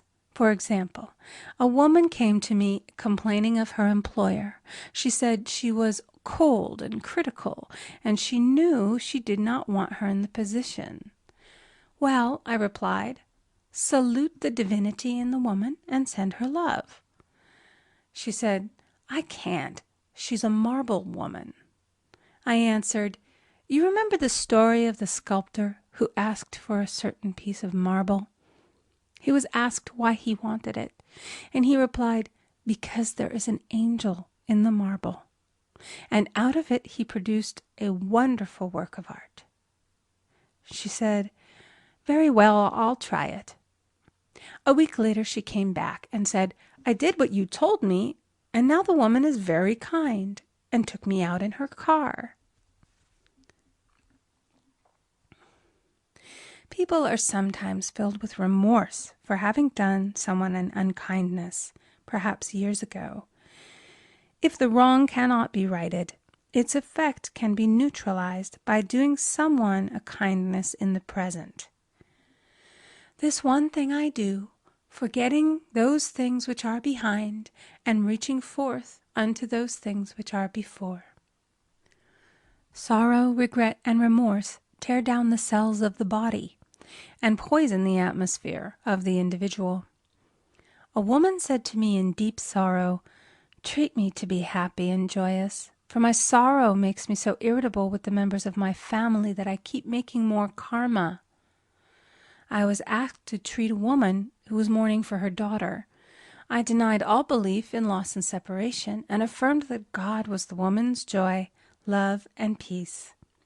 The woman gained her poise at once, but sent word by her son not to treat any longer because she was so happy it wasn't respectable. So mortal mind loves to hang on to its griefs and regrets. I knew a woman who went about bragging of her troubles, so of course she always had something to brag about. The old idea was, if a woman did not worry about her children, she was not a good mother. Now we know that mother fear is responsible for many of the diseases and accidents which come into the lives of children. For fear pictures vividly the disease or situation feared, and these pictures objectify if not neutralized. Happy is the mother who can say sincerely that she puts her child in God's hands and therefore knows that he is divinely protected. For example, a woman awoke suddenly in the night, feeling her brother was in great danger. Instead of giving in to her fears, she commenced making statements of truth, saying, "Man is a perfect idea in divine mind and is always in his right place. Therefore, my brother is in his right place and is divinely protected." The next day, she found that her brother had been in close proximity to an explosion in a mine, but had miraculously escaped. So man is his brother's keeper, in thought, and every man should know that the thing he loves dwells in the secret place of the Most High and abides under the shadow of the Almighty. There shall no evil befall thee, neither shall any plague come nigh thy dwelling. Perfect love casteth out fear. He that feareth is not made perfect in love. And love is the fulfilling of the law. Chapter 8, Intuition or Guidance.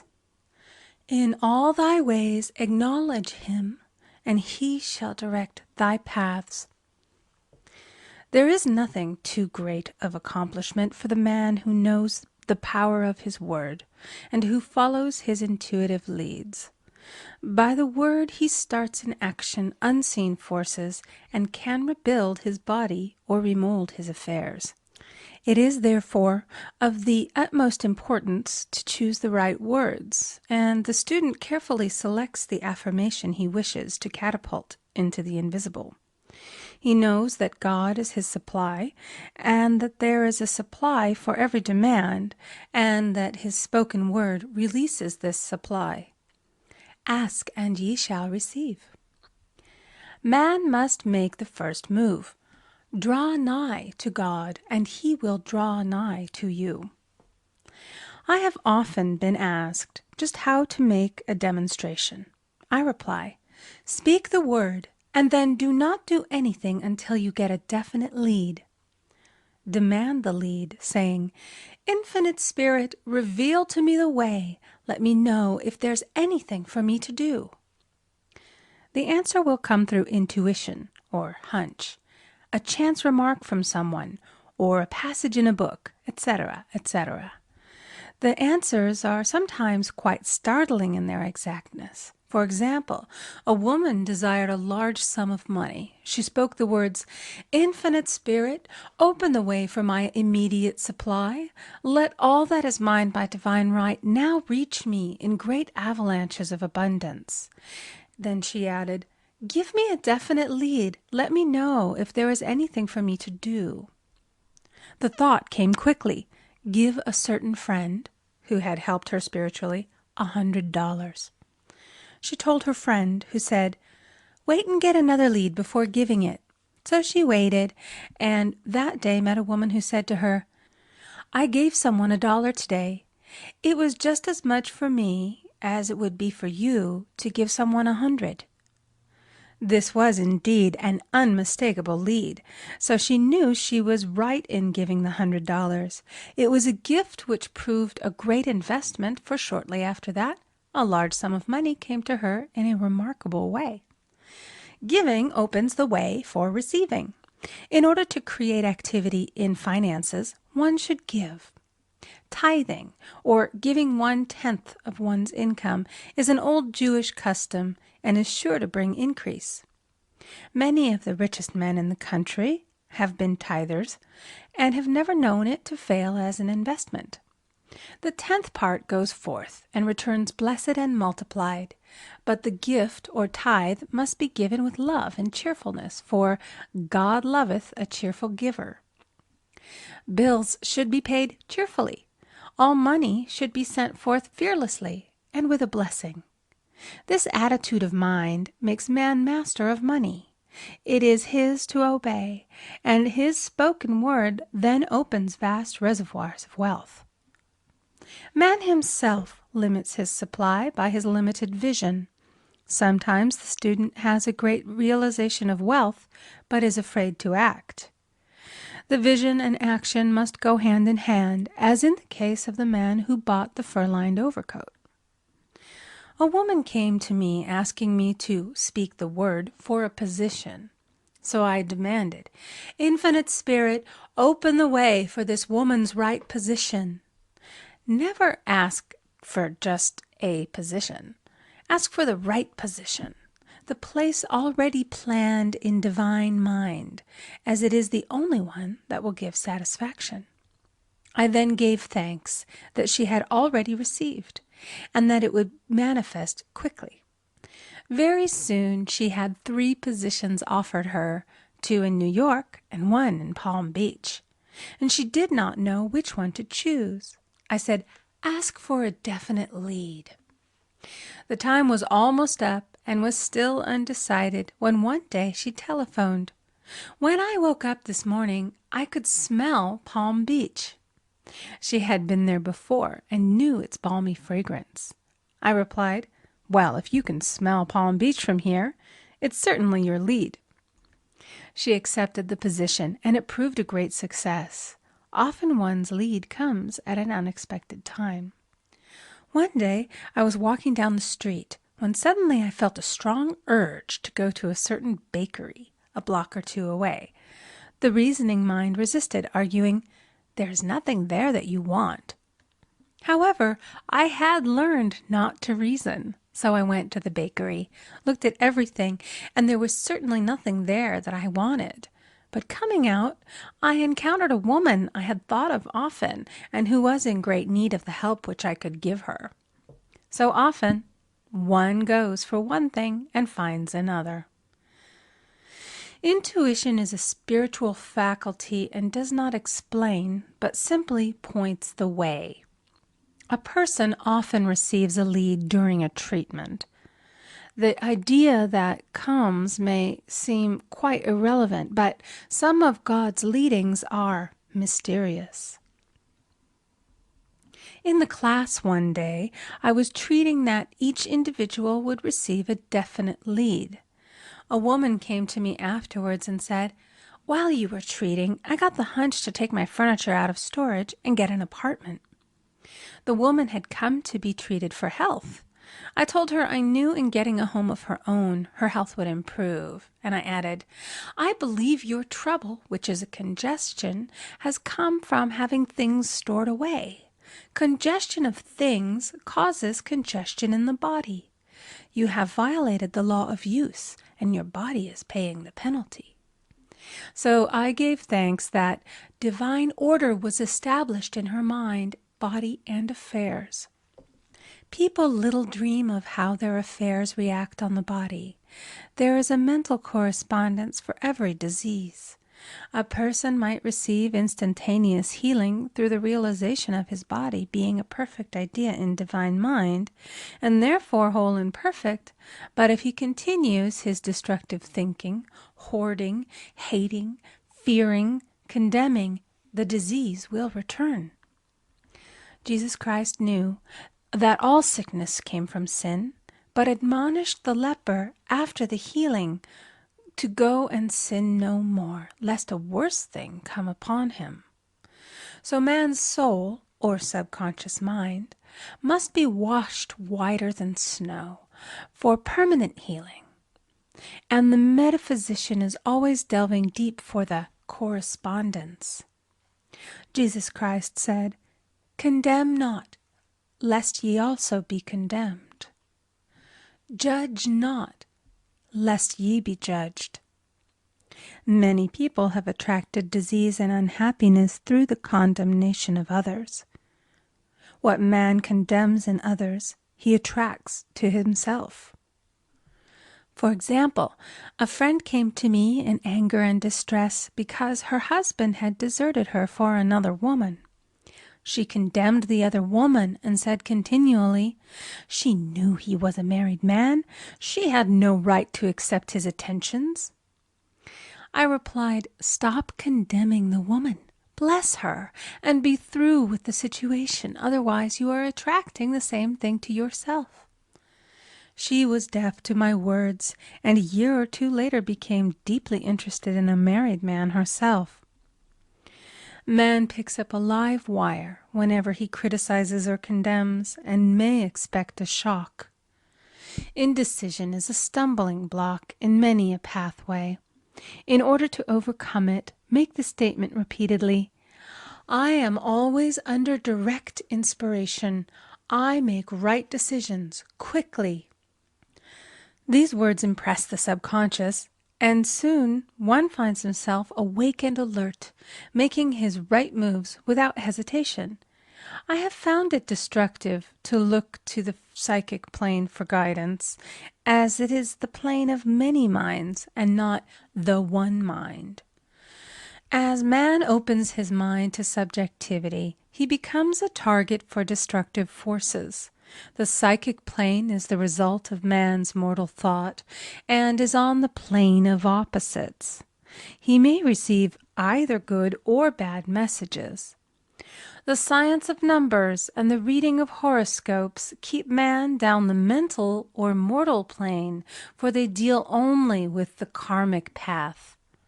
I know of a man who should have been dead years ago according to his horoscope, but he is alive and a leader of one of the biggest movements in this country for the uplift of humanity. It takes a very strong mind to neutralize a prophecy of evil. The student should declare, "Every false prophecy shall come to naught. Every plan my Father in heaven has not planned shall be dissolved and dissipated. The divine idea now comes to pass." However, if any good message has ever been given one, of coming happiness or wealth, harbor and expect it, and it will manifest sooner or later through the law of expectancy. Man's will should be used to back the universal will. I will that the will of God be done. It is God's will to give every man every righteous desire of his heart, and man's will should be used to hold the perfect vision, without wavering. The prodigal son said, I will arise and go to my father. It is indeed often an effort of the will to leave the husks and swine of mortal thinking. It is so much easier for the average person to have fear than faith. So faith is an effort of the will. As man becomes spiritually awakened, he recognizes that any external inharmony is the correspondence of mental inharmony. If he stumbles or falls, he may know he is stumbling or falling in consciousness. One day a student was walking along the street, condemning someone in her thoughts. She was saying mentally, that woman is the most disagreeable woman on earth, when suddenly 3 Boy Scouts rushed around the corner and almost knocked her over. She did not condemn the Boy Scouts, but immediately called on the law of forgiveness and saluted the divinity in the woman. Wisdom's ways are ways of pleasantness, and all her paths are peace. When one has made his demands upon the universal, he must be ready for surprises. Everything may seem to be going wrong, when in reality it is going right. For example, a woman was told that there was no loss in divine mind. Therefore, she could not lose anything which belonged to her. Anything lost would be returned, or she would receive its equivalent. Several years previously, she had lost $2,000. She had loaned the money to a relative during her lifetime, but the relative had died, leaving no mention of it in her will. The woman was resentful and angry, and as she had no written statement of the transaction, she never received the money, so she determined to deny the loss and collect the $2,000 from the Bank of the Universal. She had to begin by forgiving the woman, as resentment and unforgiveness closed the door of this wonderful bank. She made this statement, I deny loss. There is no loss in divine mind. Therefore, I cannot lose the $2,000 which belong to me by divine right. As one door shuts, another opens. She was living in an apartment house which was for sale, and in the lease was a clause stating that if the house was sold, the tenants would be required to move out within 90 days. Suddenly, the landlord broke the leases and raised the rent. Again, injustice was on her pathway, but this time she was undisturbed. She blessed the landlord and said, as the rent has been raised, it means that I'll be that much richer, for God is my supply.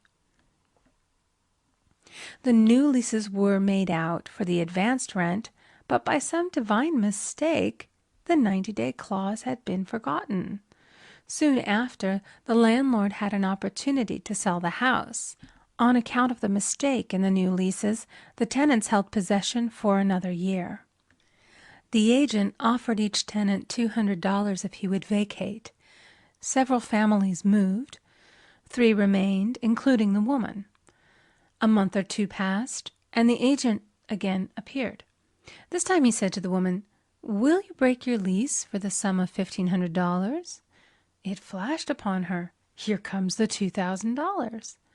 She remembered having said to friends in the house, we will all act together if anything more is said about leaving. So her lead was to consult her friends. These friends said, well, if they have offered you $1,500, they will certainly give $2,000.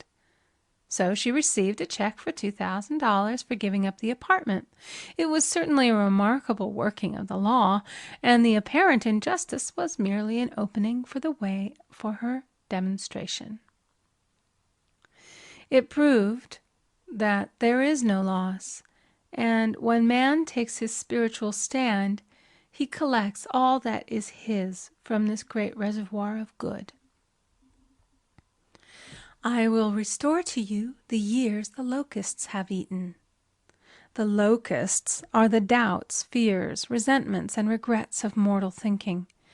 These adverse thoughts alone rob man, for no man gives to himself but himself, and no man takes away from himself but himself. Man is here to prove God and to bear witness to the truth. And he can only prove God by bringing plenty out of lack and justice out of injustice. Prove me now herewith, saith the Lord of hosts, if I will not open you the windows of heaven and pour out a blessing, that there shall be not room enough to receive it. Chapter 9, Perfect Self-Expression, or the Divine Design. No wind can drive my bark astray, nor change the tide of destiny. There is for each man perfect self-expression. There is a place which he is to fill, and no one else can fill, something which he is to do, which no one else can do. It is his destiny. This achievement is held, a perfect idea in divine mind, awaiting man's recognition. As the imaging faculty is the creative faculty, it is necessary for man to see the idea before it can manifest. So man's highest demand is for the divine design of his life. He may not have the faintest conception of what it is, for there is possibly some marvelous talent hidden deep within him. His demand should be, Infinite Spirit, open the way for the divine design of my life to manifest.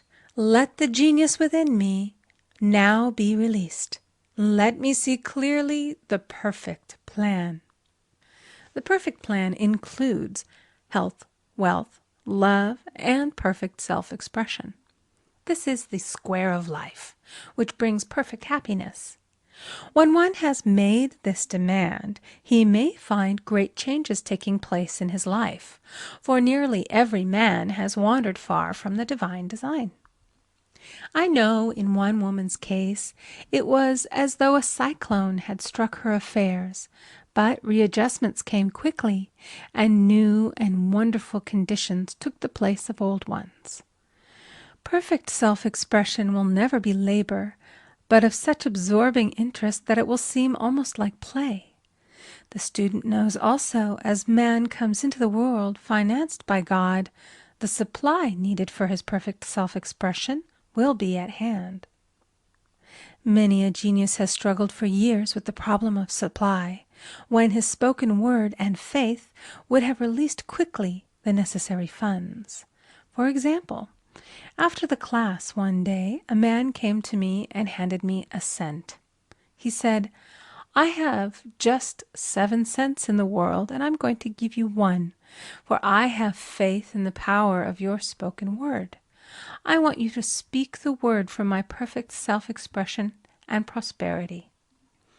I spoke the word and did not see him again until a year later. He came in one day, successful and happy, with a roll of yellow bills in a pocket. He said, immediately after you spoke the word, I had a position offered me in a distant city, and am now demonstrating health, happiness, and supply. A woman's self-expression may be in becoming a perfect wife, a perfect mother, a perfect homemaker, and not necessarily in having a public career. Demand definite leads, and the way will be made easy and successful. One should not visualize or force a mental picture. When he demands the divine design to come into his conscious mind, he will receive flashes of inspiration and begin to see himself making some great accomplishment. This is the picture or idea he must hold without wavering. The thing man seeks is seeking him. The telephone was seeking Bell. Parents should never force careers and professions upon their children. With a knowledge of spiritual truth, the divine plan could be spoken for early in childhood or prenatally. A prenatal treatment should be, Let the God in this child have perfect self-expression. Let the divine design of his mind, body, and affairs be made manifest throughout his life, throughout eternity. God's will be done, not man's. God's pattern, not man's pattern, is the command we find running through all the scriptures, and the Bible is a book dealing with the science of the mind. It is a book telling man how to release his soul or subconscious mind from bondage. The battles described are pictures of man waging war against mortal thoughts. A man's foes shall be they of his own household. Every man is Jehoshaphat, and every man is David, who slays Goliath, mortal thinking, with the little white stone, faith. So man must be careful that he is not the wicked and slothful servant who buried his talent. There is a terrible penalty to be paid for not using one's ability. Often, fear stands between man and his perfect self-expression. Stage fright has hampered many a genius. This may be overcome by the spoken word or treatment. The individual then loses all self-consciousness and feels simply that he is a channel for infinite intelligence to express itself through. He is under direct inspiration, fearless and confident, for he feels that it is the Father within who does the work. A young boy came often to my class with his mother. He asked me to speak the word for his coming examinations at school. I told him to make the statement, "I am one with infinite intelligence. I know everything I should know on this subject." He had an excellent knowledge of history, but was not sure of his arithmetic. I saw him afterwards, and he said, "I spoke the word for my arithmetic and passed with the highest honors, but I thought I could depend upon myself for history and got a very poor mark." Man often receives a setback when he is too sure of himself, which means he is trusting to his personality and not the Father within. Another of my students gave me an example of this. She took an extended trip abroad one summer, visiting many countries where she was ignorant of the languages. She was calling for guidance and protection every minute, and her affairs went smoothly and miraculously. Her luggage was never delayed nor lost. Accommodations were always ready for her at the best hotels, and she had perfect service wherever she went. She returned to New York. Knowing the language, she felt God was no longer necessary, so looked after her affairs in an ordinary manner. Everything went wrong. Her trunks delayed, amid inharmony and confusion. The student must form the habit of practicing the presence of God every minute. In all thy ways acknowledge him. Nothing is too small or too great. Sometimes an insignificant incident may be the turning point in a man's life. Robert Fulton, watching some boiling water simmering in a tea kettle, saw a steamboat. I have seen a student often keep back his demonstration through resistance or pointing the way. He pins his faith to one channel only and dictates just the way he desires the manifestation to come, which brings things to a standstill. My way, not your way, is the command of infinite intelligence. Like all power, be it steam or electricity, it must have a non-resistant engine or instrument to work through, and man is that engine or instrument. Over and over again, man is told to stand still. O Judah, fear not, but tomorrow go out against them, for the Lord will be with you. You shall not need to fight this battle. Set yourselves, stand ye still, and see the salvation of the Lord with you. We see this in the incidents of the $2,000 coming to the woman through the landlord when she became non-resistant and undisturbed, and the woman who won the man's love after all suffering had ceased. The student's goal is poise. Poise is power, for it gives God power a chance to rush through man, to will and to do its good pleasure. Poised, he thinks clearly and makes right decisions quickly. He never misses a trick. Anger blurs the visions, poisons the blood, is the root of many diseases, and causes wrong decision, leading to failure. It has been named one of the worst sins, as its reaction is so harmful. The student learns that in metaphysics, sin has a much broader meaning than in the old teaching. Whatsoever is not of faith is sin. He finds that fear and worry are deadly sins.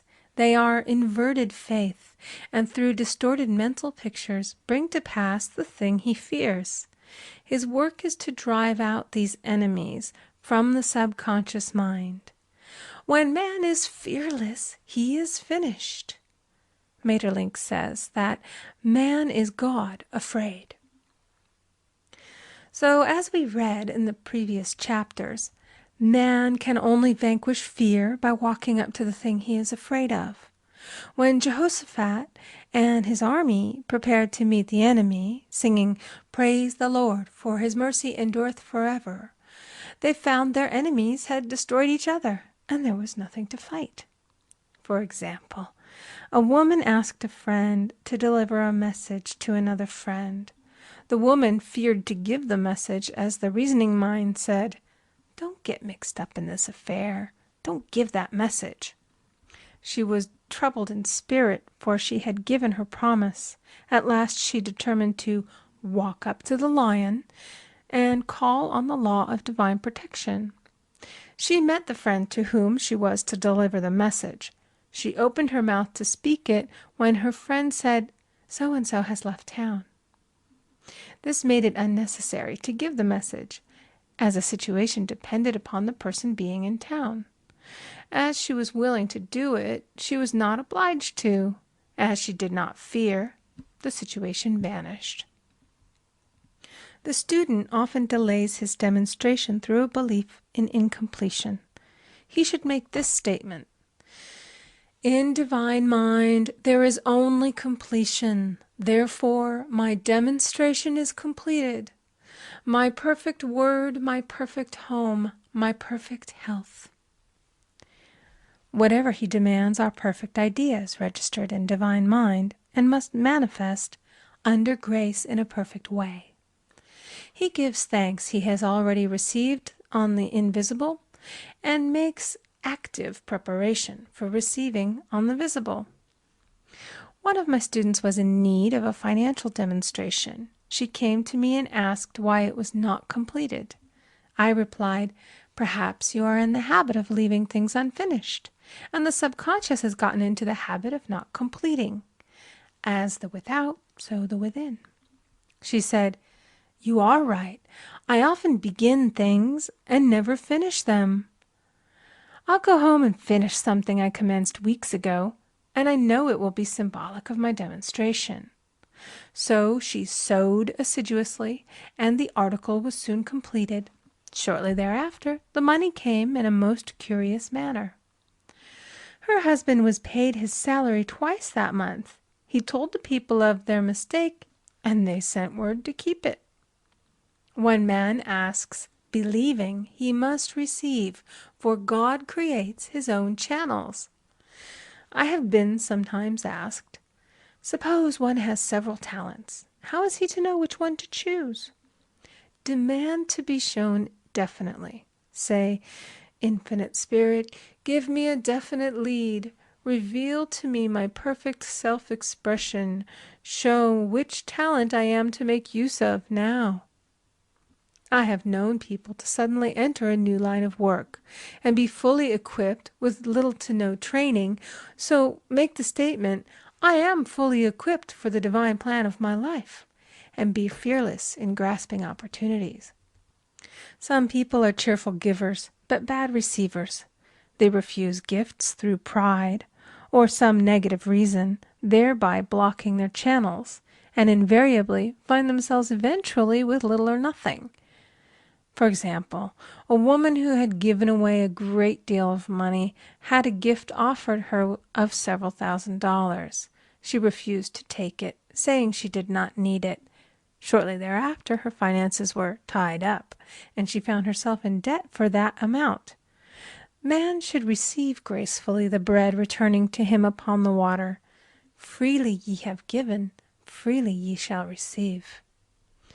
There is always the perfect balance of giving and receiving, and though man should give without thinking of returns, he violates law if he does not accept the returns which come to him, for all gifts are from God, man being merely the channel. A thought of lack should never be held over the giver. For example, when the man gave me 1 cent, I did not say, "Poor man, he cannot afford to give me that." I saw him rich and prosperous with his supply pouring in. It was this thought which brought it. If one has been a bad receiver, he must become a good one, and take even a postage stamp if it is given him, and open up his channels for receiving. The Lord loveth a cheerful receiver, as well as a cheerful giver. I have often been asked why one man is born rich and healthy, and another poor and sick. Where there is an effect, there is always a cause. There is no such thing as chance. This question is answered through the law of reincarnation. Man goes through many births and deaths until he knows the truth which sets him free. He is drawn back to the earth plane through unsatisfied desire, to pay his karmic debts or to fulfill his destiny. The man born rich and healthy has had pictures in his subconscious mind, in his past life, of health and riches, and the poor and sick man of disease and poverty. Man manifests, on any plane, the sum total of his subconscious beliefs. However, birth and death are man-made laws, for the wages of sin is death. The Adamic fall in consciousness through the belief in 2 powers. The real man, spiritual man, is birthless and deathless. He was never born and has never died. As he was in the beginning, he is now and shall ever be. So through the truth, man is set free from the law of karma, sin, and death, and manifests the man made in his image and likeness. Man's freedom comes through fulfilling his destiny, bringing into manifestation the divine design of his life. His Lord will say unto him, "Well done, thou good and faithful servant. Thou hast been faithful over a few things. I will make thee ruler over many things," death itself. "Enter thou into the joy of thy Lord, eternal life." Chapter 10. Denials and Affirmations. Thou shalt also decree a thing, and it shall be established unto thee. All the good that is to be made manifest in man's life is already an accomplished fact in divine mind, and is released through man's recognition or spoken word. So he must be careful to decree that only the divine idea be made manifest, for often he decrees through his idle words failure or misfortune. It is therefore of the utmost importance to word one's demands correctly, as stated in a previous chapter. If one desires a home, friend, position, or any other good thing, make the demand for the divine selection. For example, Infinite Spirit, open the way for my right home, my right friend, my right position. I give thanks that it now manifests under grace in a perfect way. The latter part of this statement is most important. For example, I knew a woman who demanded $1,000. Her daughter was injured, and they received $1,000 indemnity, so it did not come in a perfect way. The demand should have been worded in this way: Infinite Spirit, I give thanks that the $1,000, which is mine by divine right, is now released and reaches me under grace in a perfect way. As one grows in a financial consciousness, he should demand that the enormous sums of money which are his by divine right reach him under grace in perfect ways. It is impossible for man to release more than he thinks is possible, for one is bound by the limited expectancies of the subconscious. He must enlarge his expectancies in order to receive in a larger way. Man so often limits himself in his demands. For example, a student made the demands for $600 by a certain date. He did receive it, but heard afterwards that he came very near receiving $1,000, but he was given just $600 as a result of his spoken word. They limited the Holy One of Israel. Wealth is a matter of consciousness. The French have a legend giving an example of this. A poor man was walking along a road when he met a traveler, who stopped him and said, "My good friend, I see that you are poor. Take this gold nugget, sell it, and you will be rich all your days." The man was overjoyed at his good fortune and took the nugget home. He immediately found work and became so prosperous that he did not sell the nugget. Years passed, and he became a very rich man. One day he met a poor man on the road. He stopped him and said, "My good friend, I will give you this gold nugget, which, if you sell, will make you rich for life." The mendicant took the nugget, had it valued, and found it was only brass. So we see, the first man became rich through feeling rich, thinking the nugget was gold. Every man has within him a gold nugget. It is his consciousness of gold, of opulence, which brings riches into his life. In making his demands, man begins at his journey's end. That is, he declares he has already received. "Before ye call, I shall answer." Continually affirming establishes the belief in the subconscious. It would not be necessary to make an affirmation more than once if one had perfect faith. One should not plead or supplicate, but give thanks repeatedly that he has received. "The desert shall rejoice and blossom as the rose." This rejoicing, which is yet in the desert state of consciousness, opens the way for release. The Lord's Prayer is in the form of command and demand. "Give us this day our daily bread, and forgive us our debts as we forgive our debtors," and ends in praise. "For thine is the kingdom and the power and the glory forever. Amen. Concerning the works of my hands, command ye me." So prayer is command and demand, praise and thanksgiving. The student's work is in making himself believe that with God all things are possible. This is easy enough to state in the abstract, but a little more difficult when confronted with a problem. For example, it was necessary for a woman to demonstrate a large sum of money within a stated time. She knew she must do something to get a realization, for realization is manifestation, and she demanded a lead. She was walking through a department store when she saw a very beautiful pink enamel paper cutter. She felt the pull towards it. The thought came, "I haven't a paper cutter good enough to open letters containing large checks." So she bought the paper cutter, which the reasoning mind would have called an extravagance. When she held it in her hand, she had a flash of a picture of herself opening an envelope containing a large check, and within a few weeks she received the money. The pink paper cutter was her bridge of active faith.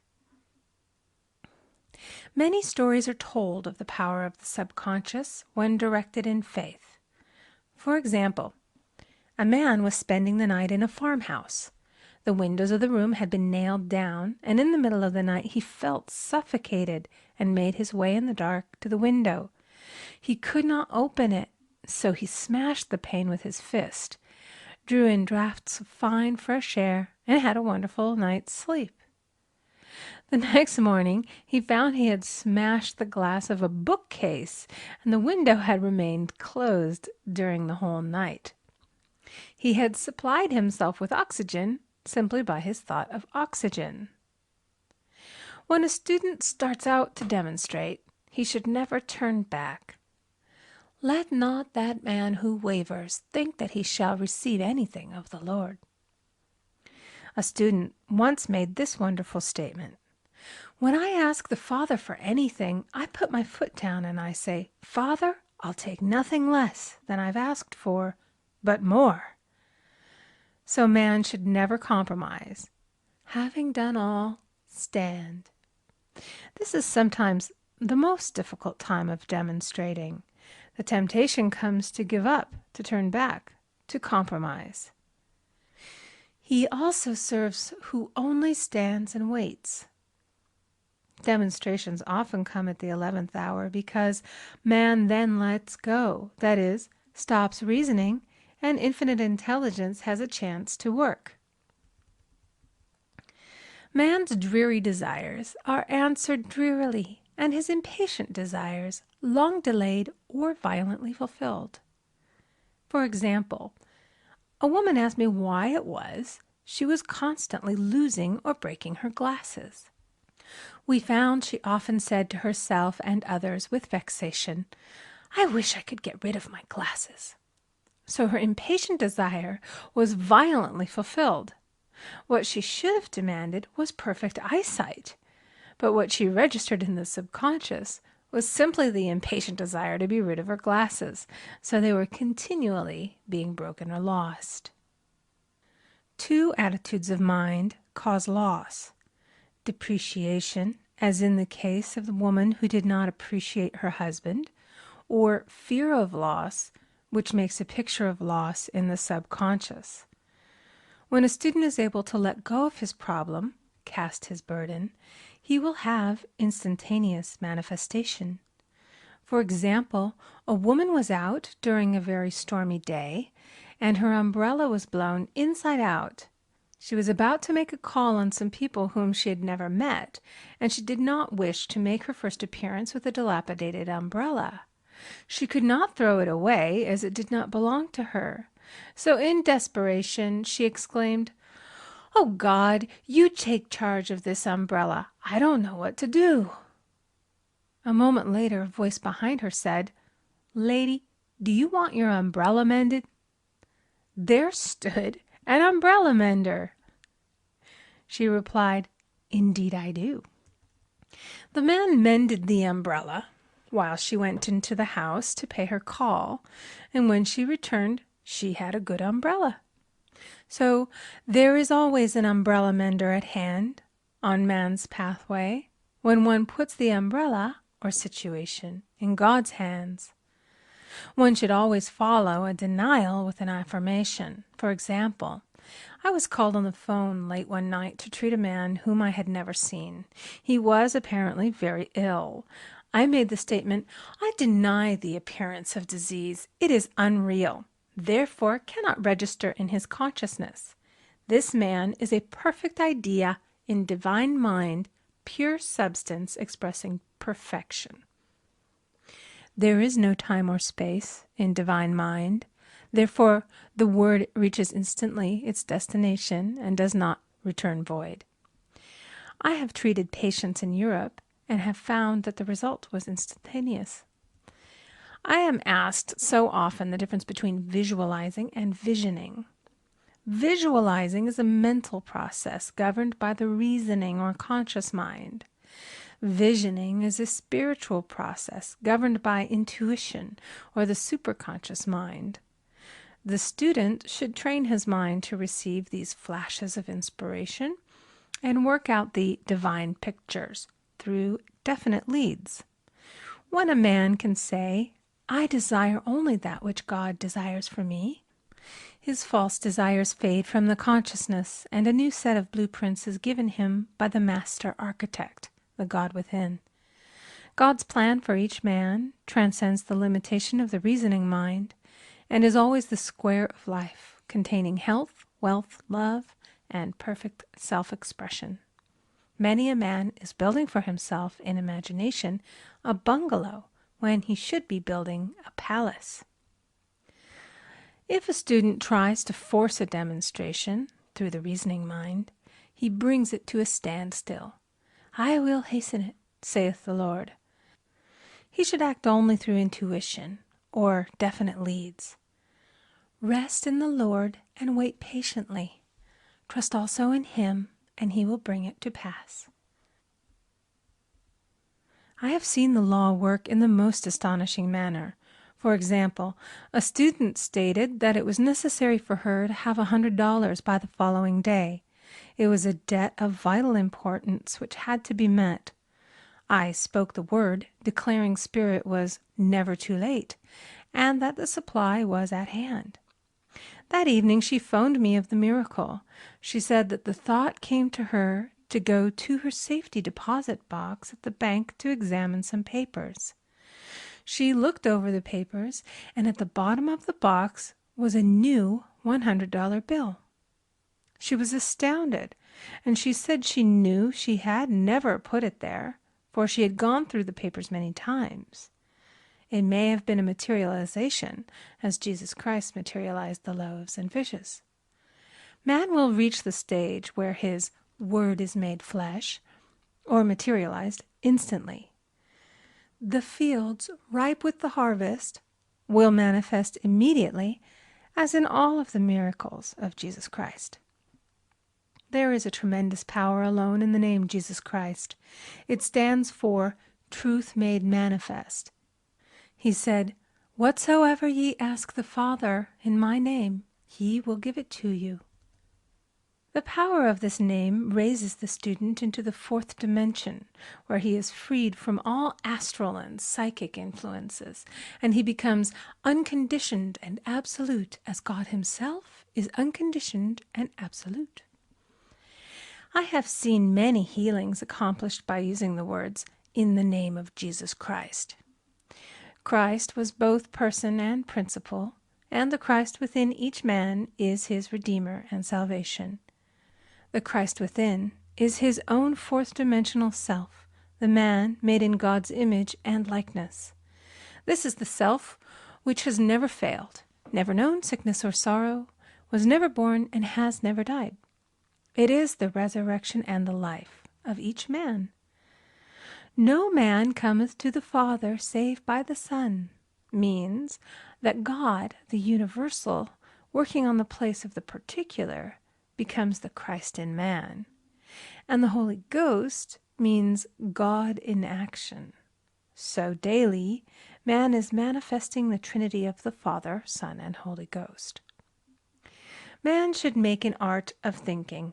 The master thinker is an artist and is careful to paint only the divine designs upon the canvas of his mind, and he paints these pictures with masterly strokes of power and decision, having perfect faith that there is no power to mar their perfection, and that they shall manifest in his life the ideal made real.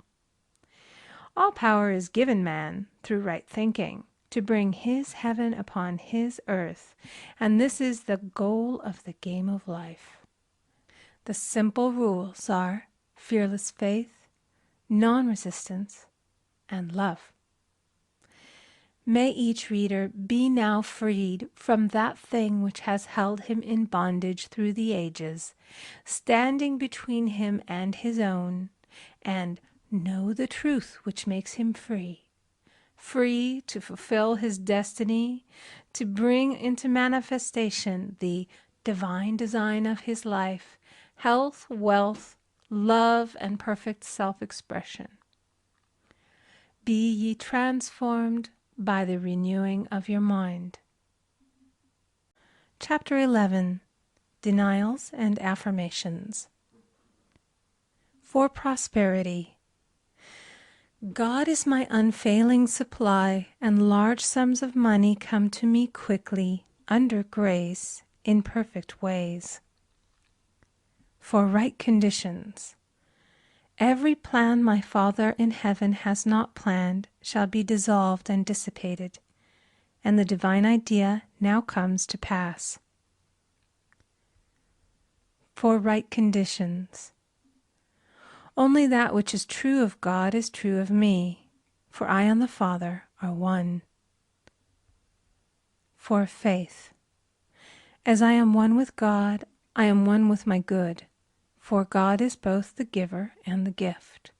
I cannot separate the giver from the gift. For right conditions. Divine love now dissolves and dissipates every wrong condition in my mind, body, and affairs. Divine love is the most powerful chemical in the universe and dissolves everything which is not of itself. For health. Divine love fills my consciousness with health, and every cell in my body is filled with light. For the eyesight. My eyes are God's eyes. I see with the eyes of spirit. I see clearly the open way. There are no obstacles on my pathway. I see clearly the perfect plan. For guidance. I am divinely sensitive to my intuitive leads and give instant obedience to thy will. For the hearing. My ears are God's ears. I hear with the ears of spirit. I am non-resistant and am willing to be led. I hear glad tidings of great joy. For right work. I have a perfect work in a perfect way. I give a perfect service for perfect pay. For freedom from all bondage. I cast this burden on the Christ within, and I go free. End of Chapter 11. Recording by Amy Conger. End of The Game of Life and How to Play It by Florence Scovel Shinn.